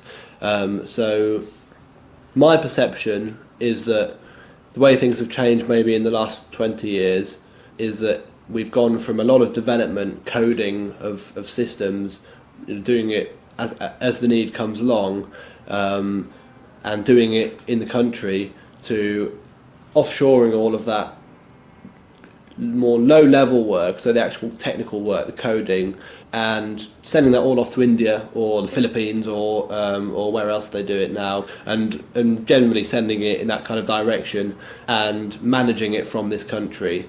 And that's offshoring both in terms of a company who produces software will set up an office in India, in Mumbai or something, and employ people into that office. But why would a company outsource its IT systems? A company which isn't a technology company has systems because they all do, but that's not where its competitive advantage is. So it pays another company to look after its systems, and that company might be an Indian company, it might be a British company. We see it a lot in the cloud-based approach that's happening now, which is where companies just don't want to have to worry about technology, so they pay an outsourcer to just provide their whole infrastructure. So all they have to do is log on, and it works. They've got a network, they've got the system, but they don't need a data center, they don't need servers. It's all done for them. What sort of people do you think are suited to work in IT? People that work in IT could be a very geeky individual who doesn't see daylight very often, right through on the scale to the really slick consultant, the salesman. All of those people could work in IT, actually. There's a place for all of them. So they wouldn't necessarily have to study it at university? No, they don't, although a good quality kind of computer science degree or systems degree is useful. But anyone can get into IT, but if the question was who's going to be successful in IT, well, I think it's about marrying it, because as I mentioned, a lot of the technical work's kind of out offshored. Not all of it, but most of it. And so the people that are successful are the people that will marry understanding of technology, practical and conceptual, I think, with a business understanding and an ability to communicate with people, a people person, basically. And if you've got both, and you're ambitious and driven and want to move forward in your career, then you'll be brilliant. You'll have an excellent career in IT. There's some fantastic opportunities, and you'll move forward. You'll fly in your career. What should someone planning a career in IT do at university? If I was doing it, from what I know now, I would probably go and get a computer science degree. If I made the decision during university that I wanted a career, it wouldn't matter. I would just, during university, read up on technology or I don't know, design a website or just do something so I had it in my CV. And then I would go and join one of the consultancies. One of our main clients is an organisation called Accenture, which have a fantastic graduate recruitment scheme and career progression there, right from junior level right the way to senior manager level, and it's very structured, and you won't have a boring day. You'll be really pushed and really driven. But if I was coming into the market now, that's the company that I would join probably, and that's the kind of career progression that I would look for. Unit 21. Listening. Page 101. We've got a huge customer relations department at head office who deal with customers. What we like to do is to try and ensure that our customer service desk staff will sort out your comment for you. So if you feel there's something wrong with the service that you've had, we like to think that our customer service desk staff can deal with that and send you away happy. But sometimes it'll be something that they can't sort out. So we have a system of customer comment cards. So customers are invited to fill out a customer comment card. They get looked at first of all in store to see if it's something quite simple we can sort out. But we're one of the first companies to have brought in the loyalty card. So the Tesco Club Card points are quite well known. And it works. People like getting their club card vouchers. But we also try to do quite a lot within the community wherever the store is. So the personnel manager and customer service manager will quite often have links with local schools, different local groups that where we go out and talk to people. We run community buses to get people in from rural areas into the store. And of course there's Computer for Schools, where depending on how much you spend, you get given a computer voucher, and those computer vouchers your children can take to school with them, and the school collect them and then trade them in for computer equipment. We do a number of things around the way that the store is perceived. We have a mystery shopper system where somebody will come into the store once every 4 weeks and do a sample shop, and we then get a report back from head office to say what they've seen. So they will comment on anything from the tidiness of the car park and being able to get a trolley, through to the cashier who served them smiling, offering them help, saying hello and saying goodbye, and they mark us on every single area of the store. And then we do accompanied shops. So on a quite regular basis, one of the managers in the store will simply ask a customer if they mind if we walk around with them while they do their shopping, and then we make a note of the comments they make about their shopping experience. Unit 22. Listening. Page 104. How do you go about finding new customers? We cold call, we send a brochure normally and then phone afterwards. But probably at the moment about 40% of our new work inquiries, people approaching us, come from our website, which was not really why I set the website up. I set the website up so that when people wanted to see examples of our work, I could refer them to it. But I imagined that I'd have already established a relationship with them. But actually, some of my biggest jobs have come from people finding us on the web. What for you is the key to good customer relations? I think we're always honest and upfront. We quote people for work, and if it takes much longer than we expected it to take, then we stand by that quote and we just have to swallow that cost and be better at estimating another time. But if it takes much less time, we would go back to them and tell them and discount the job. So I think we're very fair with people and we build long-term relationships with them. We have a lot of small clients who initially made very little money for us because they had they only needed help with tiny bits of things, but then they respected that we gave them that help, and as they've got bigger, they've given us more and more work. And how would you deal with a dissatisfied customer? We're very lucky because I've never had one. And I think a lot of that is initial communication being good and setting up that initial communication. And when we are given a job, either we ask clients to give us a brief, a written brief, and if they can't do that, then I would give them one and get them to confirm it. And so we're absolutely clear before we start on anything exactly what's expected of us. I think because of that, we rarely have any problems. And if we do, they're small, we know about them because of the relationship we've got with the person, and we would clear them up there and then. Unit 23. Listening, page 109. By the way, Jolanta, we really must write to BDD about their late delivery. It caused us a lot of problems. Would you like me to write to them, Carl? If you could. I've got quite a lot on my plate for the next few days. Okay, what would you like me to say? Well, they sent me a letter the other day saying that we're a valued, long-standing client. Look, here it is. I think we should remind them that that's what they said. See if it's true. Okay, but what exactly are we complaining about? The documents arrived late, didn't they? 5 days late. And we specifically asked them to deliver them because in the letter it said that they'd be delivered in 12 hours. I could have done it quicker myself. Of course. And then you should point out what the results of this late delivery were. Very embarrassing, at least for me. Sure, since we had the meeting set up to sign the contract, and you had to phone them to postpone it. That's right. Do you think they'll take any notice of our complaint? They'll have to. Otherwise we'll stop doing business with them. You can tell them that too. I mean, their deliveries must be problem-free from now on. Okay, Carl, I'll put all that in the letter. At least that'll make me feel better about what's happened. Thanks, Jolanta. Unit 24. Speaking, page 112. I think there are 3 things which are essential when taking up employment abroad. Firstly, you have to be culturally sensitive. It's no good thinking that you're going to behave in exactly the same way at work as you did in your home country, because that way you'll just irritate people and you won't work so effectively.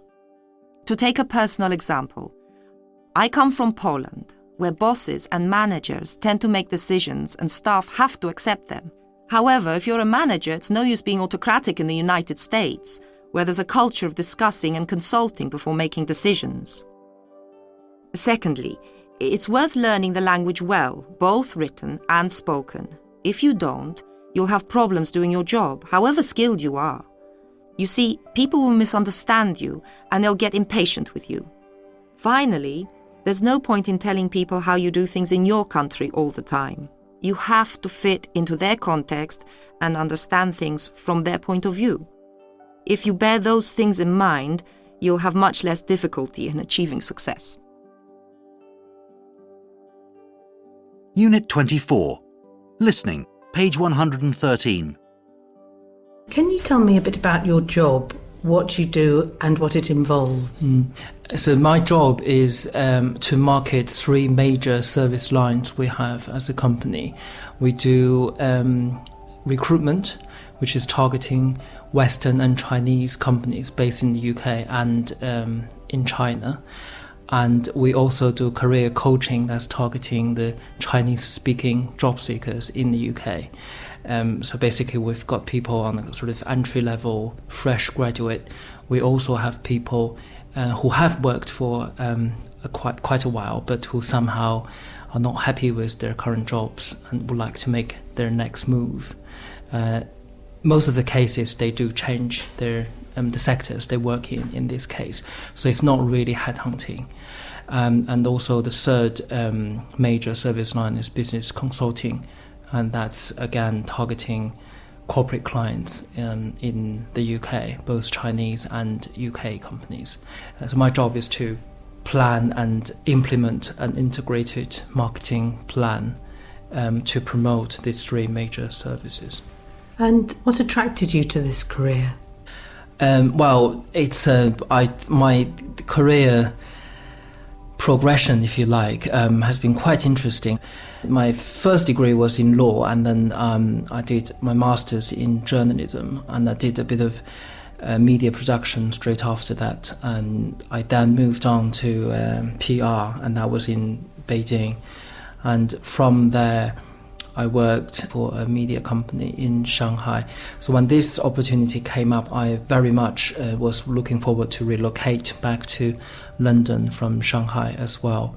So obviously the location was something quite appealing to me at that point. And I do believe that I'm a quite people person, and I do enjoy speaking to people, communicating with people. So marketing would be something perfect for me to utilize those skills and attributes.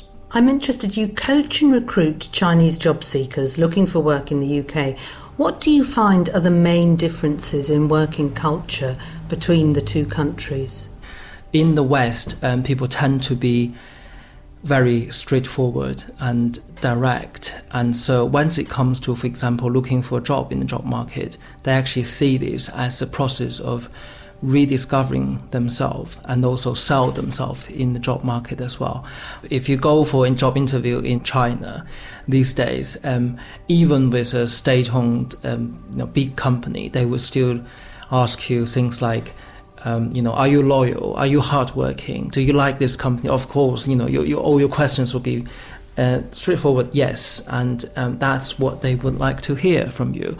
But as a job seeker in the West, you need to show to them that you have the whole set of competencies, for example, and skills or transferable skills if you haven't got any sort of relevant direct experience. And also you have to try to look at your life and your studies to try to find the perfect examples to show to the potential employer that you have all these sets of skills.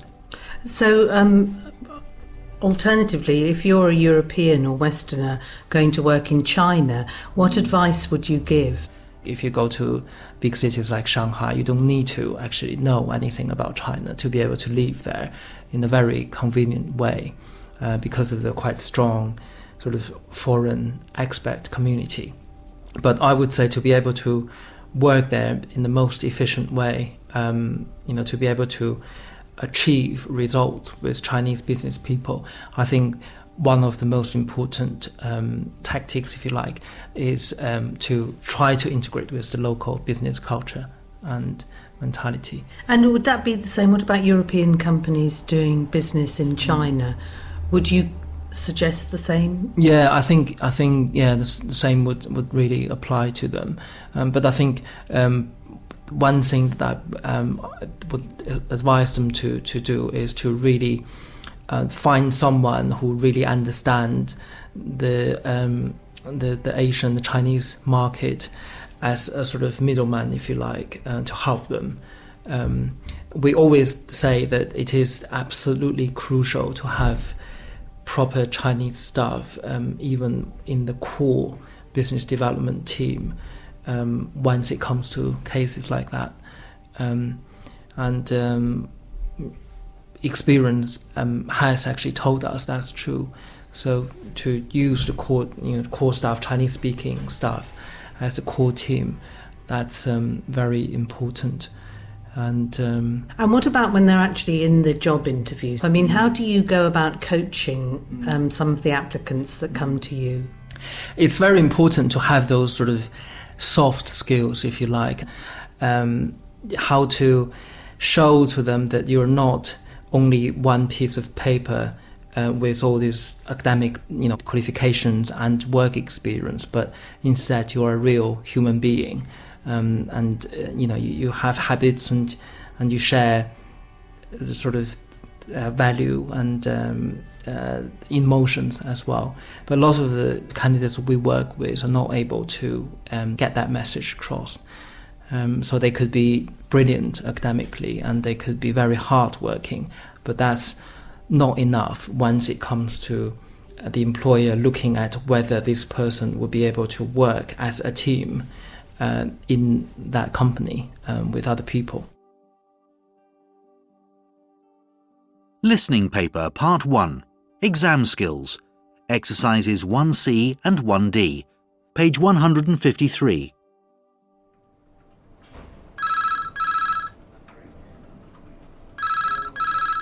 Mitford's Varieties, how can I help you? Hello. Can I speak to Fred Pearson, please? Certainly. Who's calling, please? This is Henry Schuster. I work in the accounts department at Fareham International. I'll put you through. I'm sorry, Mr. Schuster, he's in a meeting at the moment. Can I take a message? OK. So it's Mr. Schuster from Fareham International. Yes, Henry Schuster. How do you spell Fareham, please? F-A-R-E-H-A-M. OK, thanks. And now you can fire away with a message. Yes, well, I wanted to check with him because I've just received an invoice which was sent about a week ago, and it's a bit strange because it's got all sorts of things which we never ordered. I wonder if he's got the wrong address and sent me an invoice which he should have sent to someone else. I'll pass on the message. Would you like him to phone you when he comes out of the meeting? Please, but he'll have to get me on my mobile as I'll be out of the office in 5 minutes. OK. Has he got the number? I think so. OK, thanks, Mr. Schuster. Thanks. Bye. Bye. Listening paper part 1. Exam skills. Exercise 2B. Page 153. Workfinders, how can I help you? Hello. I'm calling about a job I've seen advertised on one of your leaflets. I was wondering if you could tell me a bit more about it. Sure. Which job is it you're interested in? It's the one for a sales executive, reference number JL109. Yes, I've got that one in front of me. I've had several calls over the last few days. Quite a lot of people interested in it. Can you tell me how much it pays? Yes, it's like all sales jobs. There's a basic salary and then a percentage on what you sell. And this one is 27,000 plus commission. Okay. And what would I be selling? Basically exhibition space, for stands and things at conferences and the like. Also at other business events, such as dinners or trade fairs.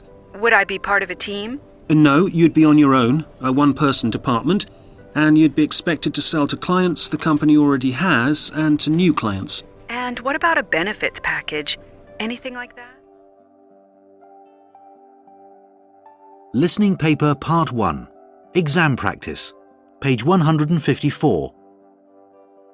Part 1. Questions 1 to 12. You will hear 3 telephone conversations or messages. Write 1 or 2 words or a number in the numbered spaces on the notes or forms below. You will hear each recording twice. Conversation 1. Questions 1 to 4. Look at the notes below. You will hear a customer, Mark Fletch, calling a delivery company about payment for a delivery job. You have 15 seconds to read through the notes.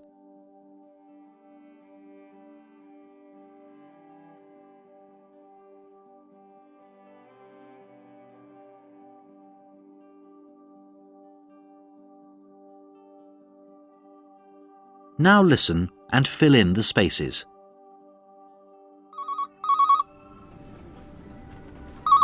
Mail Express, how can I help you? It's Mark Fletch here from Kingstone Inc. I'm phoning with some information about payment for a delivery you're doing for us today. Okay. You collected 100 boxes from our warehouse in Northfield this morning. One moment, let me check. Was that the load going to your retail outlet in Seaport? No, that's not the one. The order is going to Seaport, but to our factory in the business park there. Okay, so what exactly is the problem? It's just that we promised to confirm where the invoice should be sent. Anyway, I can now let you know that it should be sent to our research department here at Kingstone, not the finance department, which is where most of the invoices go. That's fine. We have that address. Good. And could I just remind you about our discount? We were promised this at the end of last year because our deliveries were getting larger. Okay, I'll make sure that's not forgotten.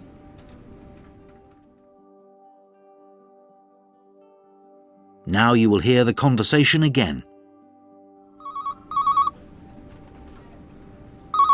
Mail Express, how can I help you? It's Mark Fletch here from Kingston Inc.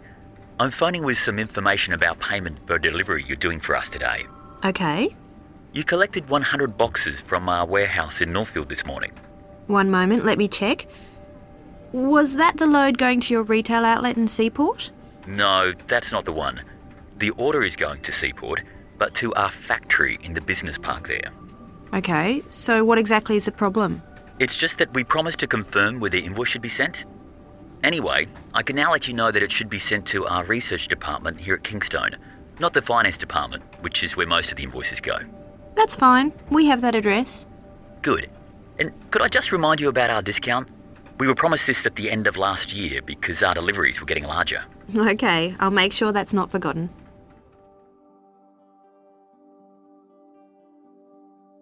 Conversation 2. Questions 5 to 8. Look at the notes below.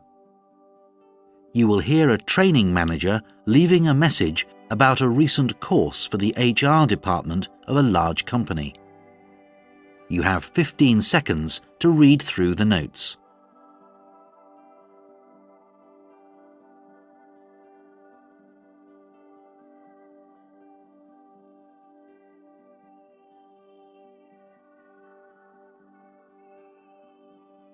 Now listen and fill in the spaces.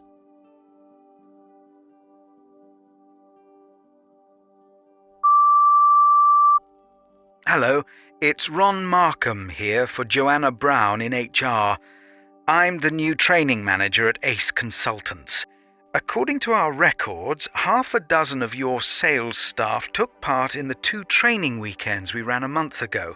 If you remember, there was one on personal development and one on team building. I'm interested in the second one, as we don't seem to have any information here about how staff felt about this course. Please, could you get the people who attended that course to send us their feedback forms? We need them because, to be frank, we're not sure whether to employ one of the trainers again. The one who did the workshop on motivation. The one who did the sessions on managing change is already well known to our staff, and we're happy to use him again. In fact, he's going to be leading our next training weekend. Could you let staff know about this? The topic is presentation skills. The planned weekend on customer relations will still take place, but not until later in the year.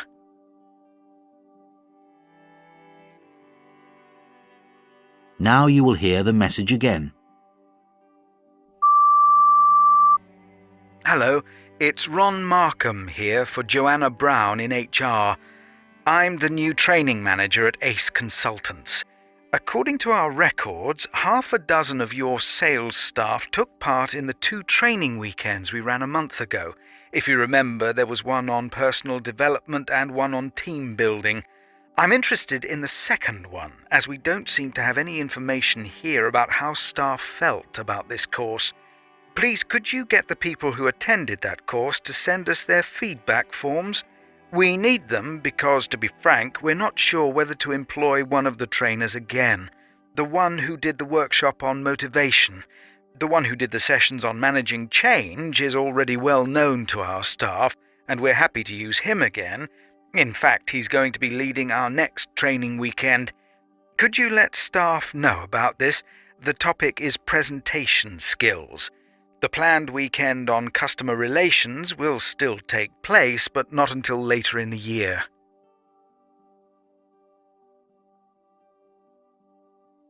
Conversation 3. Questions 9 to 12. Look at the notes below. You will hear a woman leaving a message for her colleague about some changes to a schedule. You have 15 seconds to read through the notes.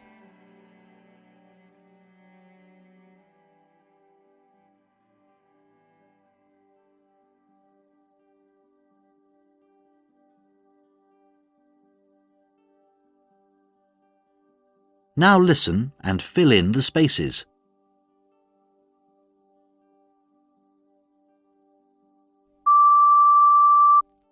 Hello, Lars. Katrina here. I'm calling to let you know what was decided at today's planning meeting.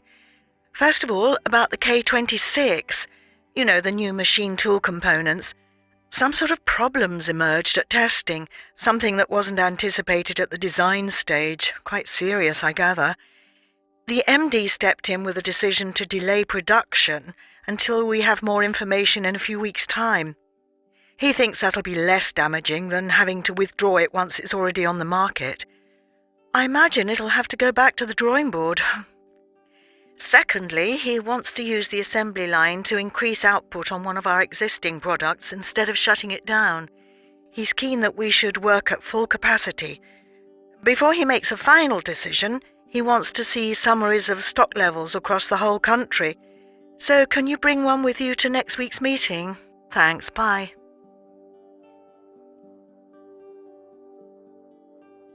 Now you will hear the message again. Hello, Lars, Katrina here. I'm calling to let you know what was decided at today's planning meeting. First of all, about the K26, you know, the new machine tool components. Some sort of problems emerged at testing, something that wasn't anticipated at the design stage. Quite serious, I gather. The MD stepped in with a decision to delay production until we have more information in a few weeks' time. He thinks that'll be less damaging than having to withdraw it once it's already on the market. I imagine it'll have to go back to the drawing board.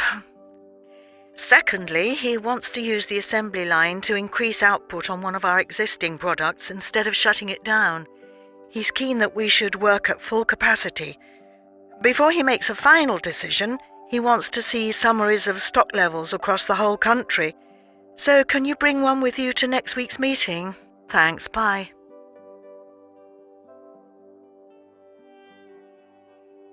Listening paper, Part 2, Exam Skills, Exercise 2, page 155. Speaker 1. I must go now. I've got to sort out something I think is wrong on my payslip. I think they've just made too many deductions for tax and insurance. At least they've made more than they usually make, and there's no Christmas bonus which I usually get. Speaker 2. I've got to see Bob about that container. Apparently it's still sitting in the warehouse, and it should have got to the factory this morning. I know that several of the delivery drivers are off sick, but we can't let the production program fall behind schedule. Speaker 3. I really liked the copy you sent me through the post yesterday, but we must meet and look at the photos to go with it. I mean, it looks like it's going to be a campaign which will make a lot of impact, but frankly, some of these pictures may be too shocking for our audience. You know what I mean? Listening paper, Part 2, Exam Skills, Exercise 4B, page 155. Speaker 1. Well, it's our new temporary assistant, you see. He hasn't really got the hang of the system, and a few things have gone to the wrong customer. It's not really his fault, because they didn't give him any training. I hope it hasn't caused you too much inconvenience, and we'll try to make sure it doesn't happen again. Speaker 2. Well, if you don't want to spend all that money on television advertising, why not put an ad in the national press? It's cheaper and more focused, so you'll probably get better results for less money. I can recommend just the agency to help you. My brother-in-law's, in fact. Speaker 3. Well, the course in itself was all right. I mean, the training instructor knew what he was talking about. The trouble was, our people knew what he was talking about too, because they'd done a similar course just 6 months ago. I mean, you should have known. And frankly, you've wasted a lot of our time. So I think we should have our money back, or at least some of it. Listening paper, Part 2, Exam Practice, page 156. Part 2, Questions 13 to 22. Section 1, Questions 13 to 17. You will hear 5 short recordings. 5 people are talking about why they did a course. For each recording, decide the reason the speaker gives for doing the course. Write one letter, A to H, next to the number of the recording. Do not use any letter more than once. You will hear the 5 recordings twice. You have 15 seconds to read the list A to H.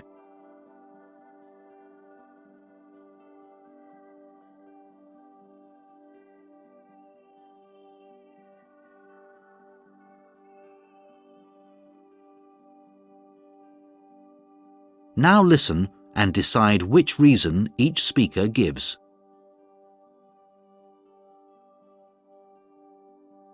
"13.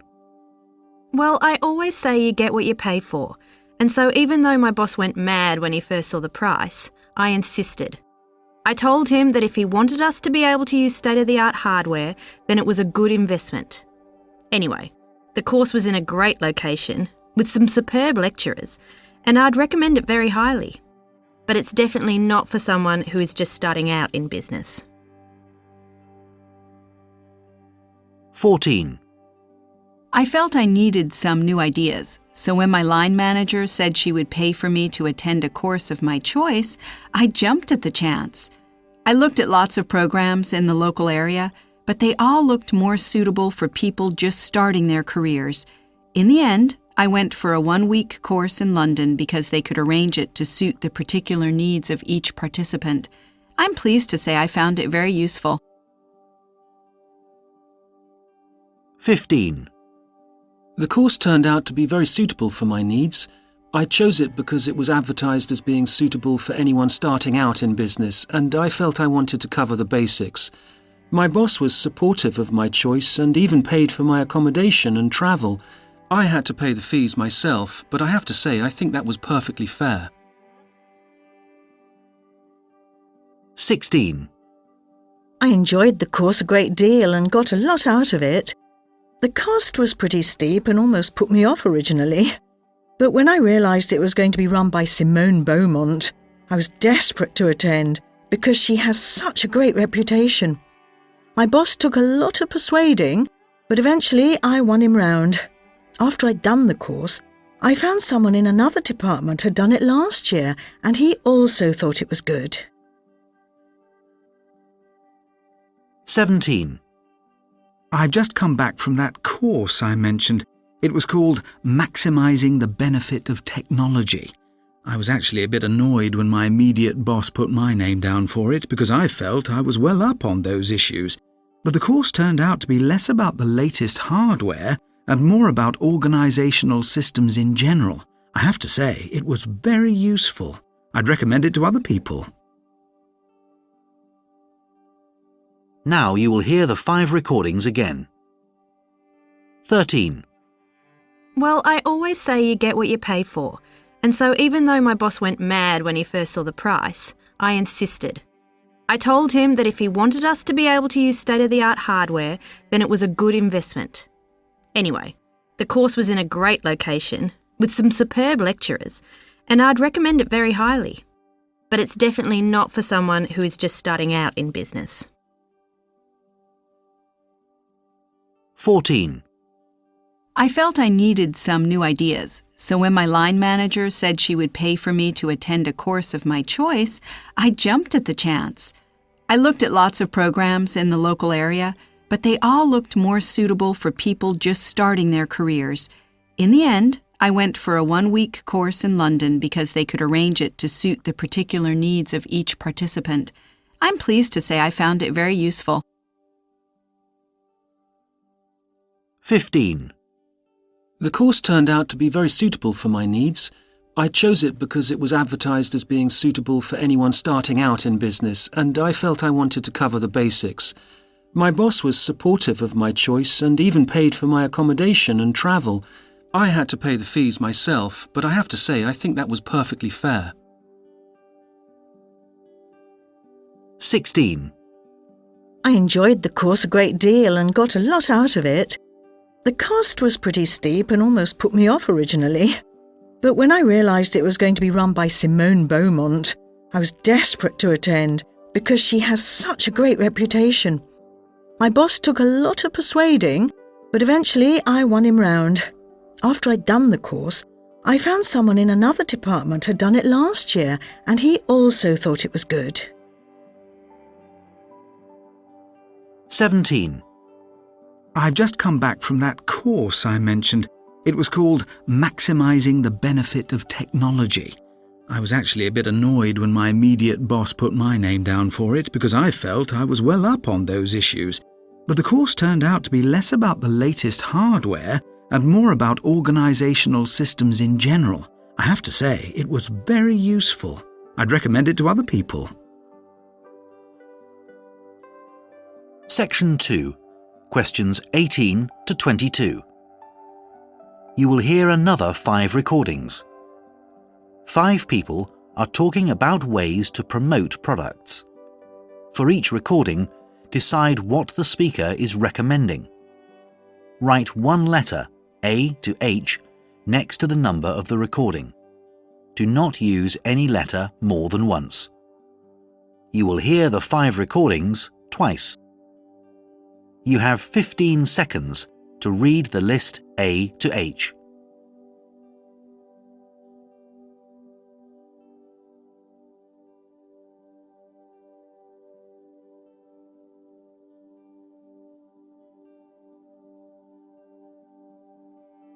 Now listen and decide what each speaker is recommending.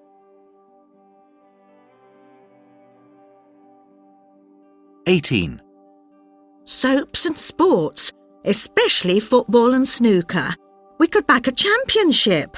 I know they don't last all year, but when they're on, the backer's name keeps flashing up on the screen. It's good advertising and it shows we care about the community. 19. Our range of color wave cosmetics is aimed at teenagers, as you know. That's a very changeable customer base, and we're losing market share, so we need to come up with a new strategy. Market research shows that teenagers are big consumers of style magazines. We could produce a small lipstick and get that attached to the cover of a popular teen publication. It's clear the web's increasingly used by our market too, but that's something for the future. 20. Some of our competitors are saying the market's rather static, but I think things are about to move. People are thinking about the cold winter ahead. This is the moment to get them interested in new central heating. But how can we target the local area cheaply and effectively? I don't think you can beat a well-designed leaflet sent to residents in key districts. Of course, it would be nice to advertise on local TV, but the cost rules it out. 21. The sales figures weren't brilliant last month. We need to attract more customers. We've tried special adverts in the local papers and on radio, but by the time you subtract the costs, there's not much left. We could introduce a sort of happy hour, special discounts on a Monday morning, though I'm not convinced that would work in our area. How about introducing a new range of basic items like bread at prices that are guaranteed to bring people in? That's more like it. 22. Let's face it, orders are way down, but what can we do? Prices are as low as they can go. I agree that advertising, particularly on TV, can attract business, though that's beyond our budget at present. Now, we've looked at our assets, the plant, the customer base, and above all, the workforce. We've got a lot of skill there. My feeling is we could build on that craftsmanship. But first, we'd have to investigate what new lines would interest the people. Now you will hear the 5 recordings again. 18. Soaps and sports, especially football and snooker. We could back a championship. I know they don't last all year, but when they're on, the backer's name keeps flashing up on the screen. It's good advertising and it shows we care about the community. 19. Our range of color wave cosmetics is aimed at teenagers, as you know. That's a very changeable customer base, and we're losing market share, so we need to come up with a new strategy. Market research shows that teenagers are big consumers of style magazines. We could produce a small lipstick and get that attached to the cover of a popular teen publication. It's clear the web's increasingly used by our market too, but that's something for the future. 20. Some of our competitors are saying the market's rather static, but I think things are about to move. People are thinking about the cold winter ahead. This is the moment to get them interested in new central heating. But how can we target the local area cheaply and effectively? I don't think you can beat a well-designed leaflet sent to residents in key districts. Of course, it would be nice to advertise on local TV, but the cost rules it out. 21. The sales figures weren't brilliant last month. We need to attract more customers. We've tried special adverts in the local papers and on radio, but by the time you subtract the costs, there's not much left. We could introduce a sort of happy hour, special discounts on a Monday morning, though I'm not convinced that would work in our area. How about introducing a new range of basic items like bread at prices that are guaranteed to bring people in? That's more like it. 22. Let's face it, orders are way down, but what can we do? Prices are as low as they can go. I agree that advertising, particularly on TV, can attract business, though that's beyond our budget at present. Now, we've looked at our assets, the plant, the customer base, and above all, the workforce. We've got a lot of skill there. My feeling is we could build on that craftsmanship. But first, we'd have to investigate what new lines would interest the people. Listening Paper Part 3. Exam Skills. Exercise 1B. Page 157. Francis, I'm interested in how you know whether your customers are happy or not. Well, I suppose I've got two types of customer, really. The outlets, the hairdressers and beauty salons who buy my products, and the end users, the people who actually buy the products from the outlets. These people tend to tell their hairdresser or beauty therapist more or less how they feel. I mean, I don't get a market researcher going around or anything like that, but at least I do send out a questionnaire twice a year to the outlets for them to fill in. So I do have a sort of semi-formal system. And it works quite well. I mean, people tell me what they think, Do you have any typical difficulties with your customers? Well, I suppose there are a few who take their time paying, but they're the minority, really. And I'm pretty understanding. I mean, we've all had cash flow problems from time to time, and if you're understanding, people get over them. Most people, though, are pretty decent and pay straight out, cash on the nail. Then there are the types, especially older men, who expect my products to make them look 30 years younger than they are, which is a bit unrealistic. Actually, though, the main problem is that the market is highly seasonal. Something you wouldn't expect, but people only seem to worry about their appearance at the beginning of the summer when they are thinking of going to the beach. And how do you go about winning new customers? People tell each other, basically. I have a website, of course. Everyone has to have one of those nowadays. I've never used things like junk mail or advertising because really they're not cost-effective in my line of work. So basically, I rely on selling a good product and letting the news get round on the grapevine. But do you get any customers at all from your website? Listening Paper Part 3. Exam Practice. Page 158. Part 3. Questions 23 to 30. You will hear an interview with Elaine Sinclair, head of the GoTech Group, about her experience and views of management. For each question, 23 to 30, mark one letter, A, B, or C, for the correct answer. You will hear the recording twice. You have 45 seconds to read through the questions.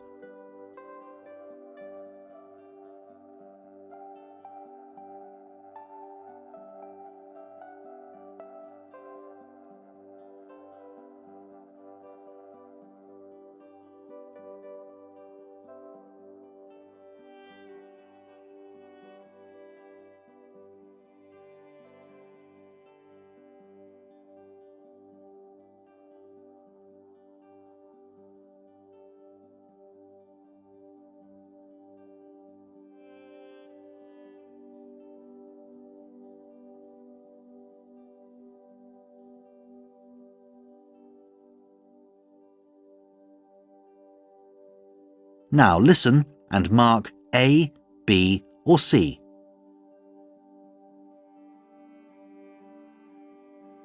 Elaine, many thanks for agreeing to talk to me. My pleasure. You currently head the GoTech group, but could I start earlier? What was your best moment in all your career? I suppose some 10 years ago, when I came in to take the IWG organisation into its flotation and made a success of that. And I suppose that was after its privatization. Yes, there had been a lot of controversy about it. The restructuring carried out before I arrived had been mishandled, so my role wasn't simple. I see. And may I ask if there's anything you've been less successful at? Oh, yes. Predicting trends is an important part of my job, and over the years I have made a few mistakes. I was right when I urged people to take account of trends in marketing and see that micro-marketing was going to increase. But I underestimated the huge effect personal computers would have on the IT sector and the world at large. I guess at that time I was too busy stressing the importance of rebranding in preparation for further expansion worldwide. And have you met obstacles you weren't able to overcome? Well, there was a joint venture I tried to set up between GoTech and Teleworld. While we were negotiating terms, the government stepped in and stopped it on the grounds of unfair competition, which I felt was unjustified, particularly when you look at what happened to Teleworld subsequently when the economy weakened. Do you often find yourself in opposition to the established view of things? Some attitudes do annoy me. There's a widespread assumption that new techniques and technologies will always bring companies success, and too much time is wasted trying to force an endless stream of basically unwanted products onto customers. What they want is high quality, after all. Right. Could we turn to the future? What trends do you predict for the future? Well, I think companies will have to continually rebrand themselves as consumers get ever more selective, now that they can choose between internet and high street purchases. And the same consumers are also making their demands heard about protecting the environment. But in my opinion, the main point is that all companies will have to make green issues the priority and adapt to them at a strategic level. How does that affect new managers coming into business now? Interesting that. I think they're going to have to be very flexible. Anyone coming into management now should expect to switch between different industries during his or her career, which can sometimes mean adapting technical knowledge. But they need to make sure they maintain their people skills and qualifications at a high level. But the essential thing is that they organise their own programmes so they keep up to date. Looking back, who would you say influenced you most when you were starting out? Peter Drucker, without doubt. He wrote a book on a new approach to the practical aspects of management. It was a well-timed new approach, with the management boom of the 80s about to start, and he spelt out in detail exactly how to manage business. And that's more powerful than any amount of theorizing. Okay. And finally, what is your guiding principle in heading GoTech? Well, I don't know if you'd call it a principle, really, but certainly what I'm always asking is, how can we assess results and implications? I know it drives people mad, but I think too much emphasis on teams and sharing ideas means you can lose direction. And what you must know all the time is how much, how often, how long, whether it's costs or training or systems applications. The big picture is a collection of little pictures. Elaine, thank you.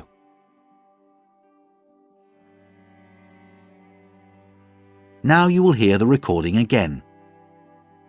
Elaine, many thanks for agreeing to talk to me. My pleasure. You currently head the GoTech group, but could I start earlier? What was your best moment in all your career? I suppose some 10 years ago, when I came in to take the IWG organisation into its flotation and made a success of that. And I suppose that was after its privatization. Yes, there had been a lot of controversy about it. The restructuring carried out before I arrived had been mishandled, so my role wasn't simple. I see. And may I ask if there's anything you've been less successful at? Oh, yes. Predicting trends is an important part of my job, and over the years I have made a few mistakes. I was right when I urged people to take account of trends in marketing and see that micro-marketing was going to increase. But I underestimated the huge effect personal computers would have on the IT sector and the world at large. I guess at that time I was too busy stressing the importance of rebranding in preparation for further expansion worldwide. And have you met obstacles you weren't able to overcome? Well, there was a joint venture I tried to set up between GoTech and Teleworld. While we were negotiating terms, the government stepped in and stopped it on the grounds of unfair competition, which I felt was unjustified, particularly when you look at what happened to Teleworld subsequently when the economy weakened. Do you often find yourself in opposition to the established view of things? Some attitudes do annoy me. There's a widespread assumption that new techniques and technologies will always bring companies success, and too much time is wasted trying to force an endless stream of basically unwanted products onto customers. What they want is high quality, after all. Right. Could we turn to the future? What trends do you predict for the future? Well, I think companies will have to continually rebrand themselves as consumers get ever more selective, now that they can choose between internet and high street purchases. And the same consumers are also making their demands heard about protecting the environment. But in my opinion, the main point is that all companies will have to make green issues the priority and adapt to them at a strategic level. How does that affect new managers coming into business now? Interesting that. I think they're going to have to be very flexible. Anyone coming into management now should expect to switch between different industries during his or her career, which can sometimes mean adapting technical knowledge. But they need to make sure they maintain their people skills and qualifications at a high level. But the essential thing is that they organise their own programs so they keep up to date. Looking back, who would you say influenced you most when you were starting out? Peter Drucker, without doubt. He wrote a book on a new approach to the practical aspects of management.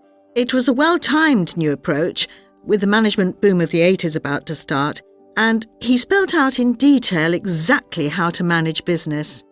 And that's more powerful than any amount of theorizing. Okay. And finally, what is your guiding principle in heading GoTech? Well, I don't know if you'd call it a principle, really, but certainly what I'm always asking is, how can we assess results and implications? I know it drives people mad, but I think too much emphasis on teams and sharing ideas means you can lose direction. And what you must know all the time is how much, how often, how long, whether it's costs or training or systems applications. The big picture is a collection of little pictures. Elaine, thank you.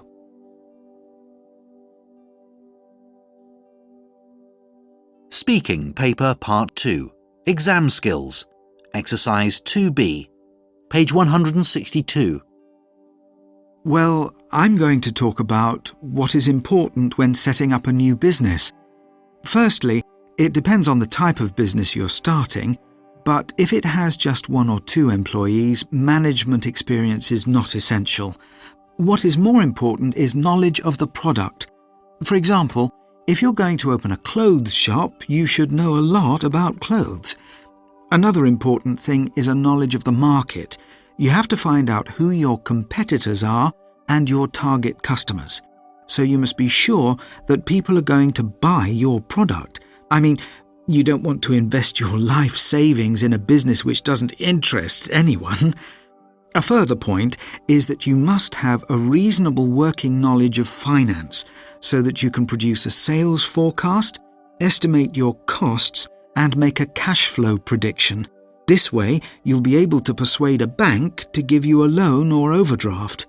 But to conclude, The most important thing is interest in the product and your customers. Speaking Paper Part 3. Exam Skills. Exercise 3B. Page 164. So, what information would it be useful for the company to put in the newsletter, Carla? Let's see. I think perhaps information about new products and services would be the most important thing. What do you think, Seb? I think that's a good idea, because it's a way of promoting new products and letting existing customers know about them. Yes, and I think it's also useful to have articles about people who work in the company, so that customers can get to know us as individuals. Do you agree? You mean articles about the members of staff? Yes. Well, I'm not sure. I think the members of staff would have to agree. I mean, not everyone feels comfortable about being featured in a newspaper. But these are articles about what they do at work and what they do in the company. Well, maybe. Another type of article could be about social work that the company does. Social work? Yes. I mean, how the company protects the environment and the money it gives for community projects and so on. I like that idea. It would help the image of the company a lot. And what sort of things do you think the customers would be interested in? I'm not sure. Maybe the same things? Maybe. I think customers are always interested in improvements in services or things which make the product cheaper. What do you think? Yes, but that's really the job of the sales team to communicate with the customer. I think it's difficult to produce a newsletter that customers will read. What do you mean? I mean, customers have lots to read, and maybe just put the newsletter in the bin. I think we have to include competitions and things which are entertaining. You know, like the games some companies include in their website. Yes, I think that's a great suggestion. And what advantages does a newsletter have over a company website, Seb? Well, perhaps you are making sure that the customer gets it in his office. I mean, you don't know if the customer will look at your website.